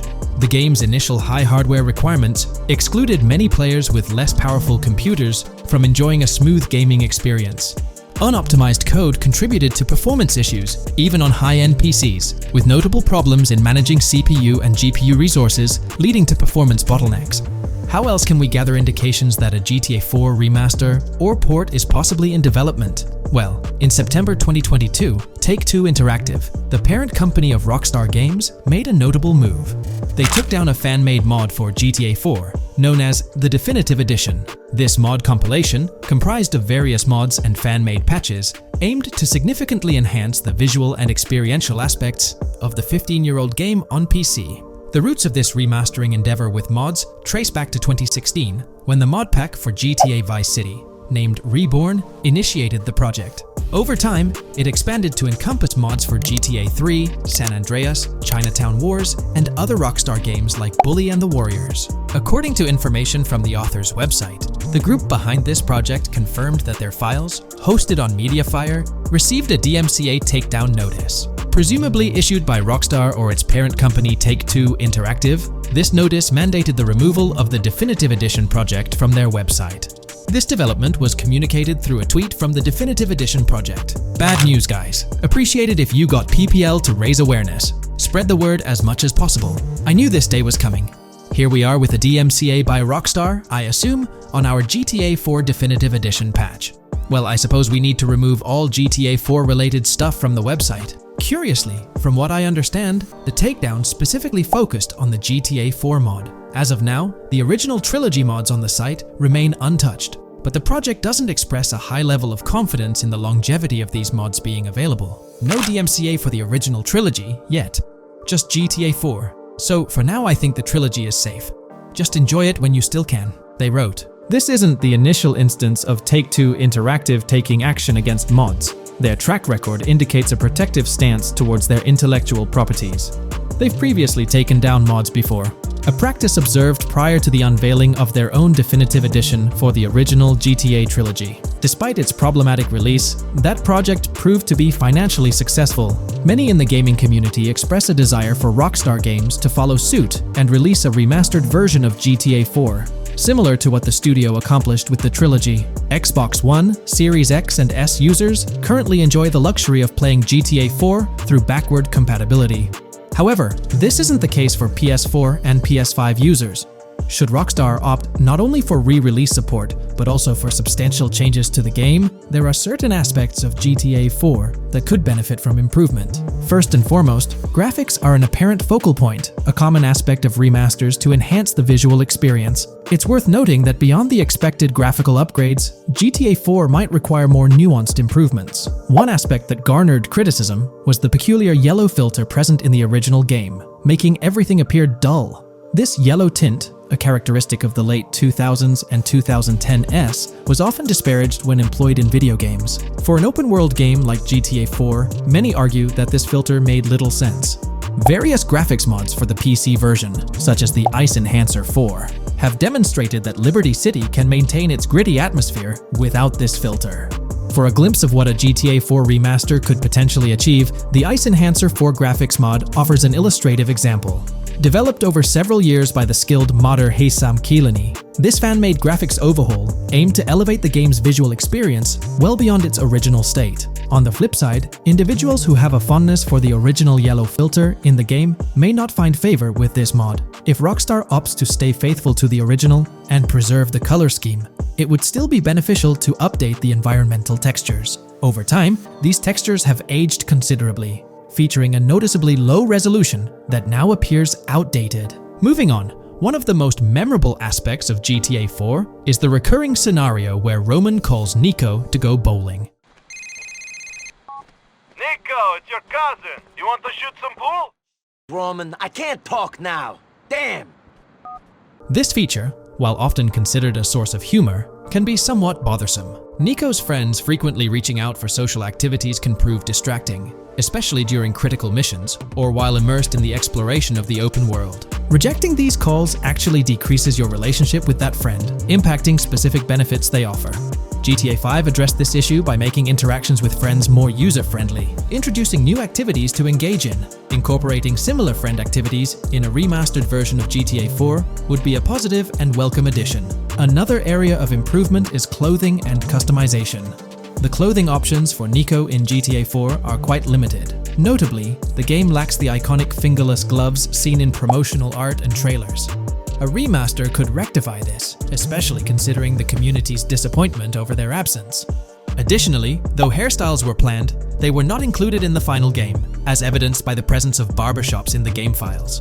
A remaster could enhance clothing options and introduce hairstyle changes, mirroring the customization available in GTA Online. Unlike GTA San Andreas or GTA 5, GTA 4 lacks car customization features. Players can only randomly change their vehicle's primary color at a pay and spray. While this might not have been a significant issue in earlier titles like GTA 3 or Vice City, it does feel like an oversight in a more modern title like GTA 4.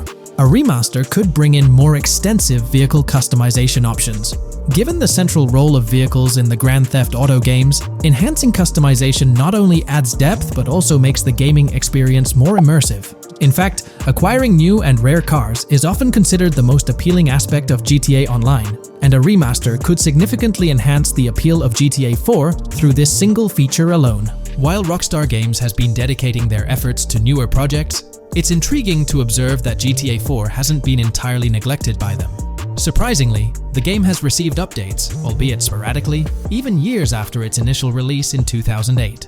A notable recent update, released in 2023, caught many fans off guard. This update primarily focused on security, aiming to safeguard the game's source code from potential leaks.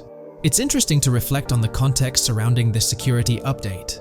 Since Rockstar Games removed the multiplayer aspects of the GTA 4 Complete Edition on Steam and their launcher in March 2020, the need for such security measures raises questions.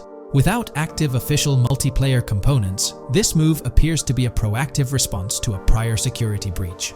In that incident, a hacker infiltrated Rockstar's security system, leaking pre-alpha version footage of the highly anticipated GTA 6. While Rockstar's immediate focus is on bringing GTA 6 to fruition, the possibility of a GTA 4 remaster isn't entirely dismissed. There's a genuine belief that something related to GTA 4 is in the works this year. If not, the prospect remains open for the future, potentially after the release of GTA 6. The year 2028 marks the 20th anniversary of GTA 4, presenting a considerable time frame. Although it involves patience, the wait could be worthwhile if Rockstar decides to give GTA 4 the remastered treatment it deserves. Alright, so in the GTA 6 trailer, there's this moment where this girl in a white bikini gets everyone talking, debating whether she's Lucia or not. She's chilling near this pool, taking in the Vice City skyline, and then she turns around. And let me tell you, there's a bunch of stuff to unpack there. Her hair moves all natural-like, swinging around as she turns. She's got these big hoop earrings, cool purple sunglasses, rocking a purple lipstick, and check out those nails. French tips. Oh, and there's this bracelet on her left wrist that catches the eye too. Now, here's the deal. Some folks are saying, nah, there is absolutely no way that is Lucia, or it just doesn't cross anyone's mind. Their argument? She looks different from how Lucia appeared in other shots, especially in that jumpsuit and during the whole crime spree with Jason. But hold up, there's a good chance that in GTA Online, customization's gonna be off the charts. Need a different haircut? No biggie, just swing by the in-game salon. Problem solved. So, who knows? This bikini girl might just be a customized version of Lucia with a whole new look and vibe. By the way, I'm holding a monthly giveaway for a PlayStation 5. You just need to subscribe and you're entered. Now, back to the video. You know, I'm pretty confident that it won't cause much trouble, just like in GTA 5 or Red Dead Redemption 2. It feels like they'll let us switch up our characters' hairstyles again, which is pretty cool. Now, about this scene, it looks like it's happening at a totally different stage of the game. At the start, Lucia's all locked up in jail, doing those petty crimes and all. But in this snippet, she's looking like she's hit the jackpot. Loads of success and riches. There's more to this in the trailer, giving us a peek into what a thriving Lucia might look like. She's sporting a different hairstyle, dressed to the nines, hanging out in a fancy car with Jason behind the wheel. And to top it off, the girl's getting her photos taken by the paparazzi. Some folks out there are betting that this bikini girl is going to be the face of Rockstar's marketing strategy. You know, just like how they've always had that iconic female figure in their marketing since the good old days of GTA 3. So, putting it all together, it really seems like this bikini girl is Lucia. From the style to the little details like the various hairstyles, everything seems to point in that direction. It's exciting to get these glimpses of what Lucia's different phases might look like in the game. Rockstar's been doing this thing with the promo girls for ages, from the early days of GTA 3 to the more recent GTA 5. You might remember them. The girl in the bikini holding the martini glass, or the San Andreas girl leaning over at the Vinewood sign with those shades. They've always had these distinctive figures for their marketing. A bunch of people are pointing fingers at this bikini girl, saying she's the new Rockstar promo face, but I've got my money on Lucia. Take a look at those birthmarks and accessories, those little marks on her face and arm. They're pretty similar to what the bikini girl's got. Sure, some aren't super clear, but makeup or sun exposure could easily cover them up. And those earrings and bracelets, they match up pretty well with all the girls who look like Lucia. Even if some shots might leave room for doubt, like the one where she's driving that fancy car. I'm pretty convinced it's Lucia. Jason's checking her out. The accessories are a close match, and her facial structure lines up. Not to mention, her body shape, facial features, skin tone, hair length, and color, pretty much all of it lines up perfectly. In that scene, the way the bikini girl moves seems a bit forced, like she's intentionally flipping her hair or something. So maybe it's part of a mission, Lucia trying to blend in at some event to gather info, or pull off a heist. Or perhaps it's one of those moments where she's at the top of her game, all successful and loaded. Oh, and that bikini she's wearing? It's from the Santino brand, which first showed up in GTA 5. So, in GTA Online, we've got this whole range of clothing options, right? There are jackets, shoes, and some of them even parody luxury brands like Louis Vuitton, which is a real high-end clothing and accessories label. Now, some people are throwing around this theory that the bikini girl might be a returning character from the old GTA Vice City like Mercedes Cortez, but honestly, that's way off. Vice City was set in the 80s, and GTA 6 is gonna be in the present, like probably around 2023. So the timelines just don't add up. Even though this bikini girl looks a bit different and acts a bit like an influencer, I'm pretty convinced she's Lucia. She's got those same body features and face structure as Lucia, and Lucia's a game changer as the first leading lady in modern Rockstar games. Before her, female characters mostly played supporting roles or were just NPCs in GTA games, never the main focus. Rockstar tends to put a lot of effort into their main characters. The little differences like the sunglasses or lipstick don't bother me much. We know there'll be in-game stuff you can buy, like accessories. And hey, being able to change hairstyles was a big deal in games like Red Dead Redemption 2 and GTA 5. So I'm pretty confident that the girl in that white bikini on that Vice City rooftop is Lucia. But yeah, I get it, there's gonna be a lot of chatter and debate. Remember the crazy theories from past GTA trailers? Like people saying the homeless guy was Nico Bellic, or that Michael was an older Tommy Vercetti? It's always possible I might be wrong. But to me, it all seems to point to Lucia here. Let me know what you think about Lucia in the comments below. Is she really the white bikini girl or not? I'd love to hear your thoughts down there. If you enjoyed this video, a thumbs up would be cool. And hey, if you're new here and want to stay updated on all things GTA and Rockstar games, consider hitting the subscribe button. Also, click that notification bell, because sometimes YouTube acts up, and the bell helps you stay in the loop with new videos. Anyway, thanks for watching, folks. Take care and catch you in the next video.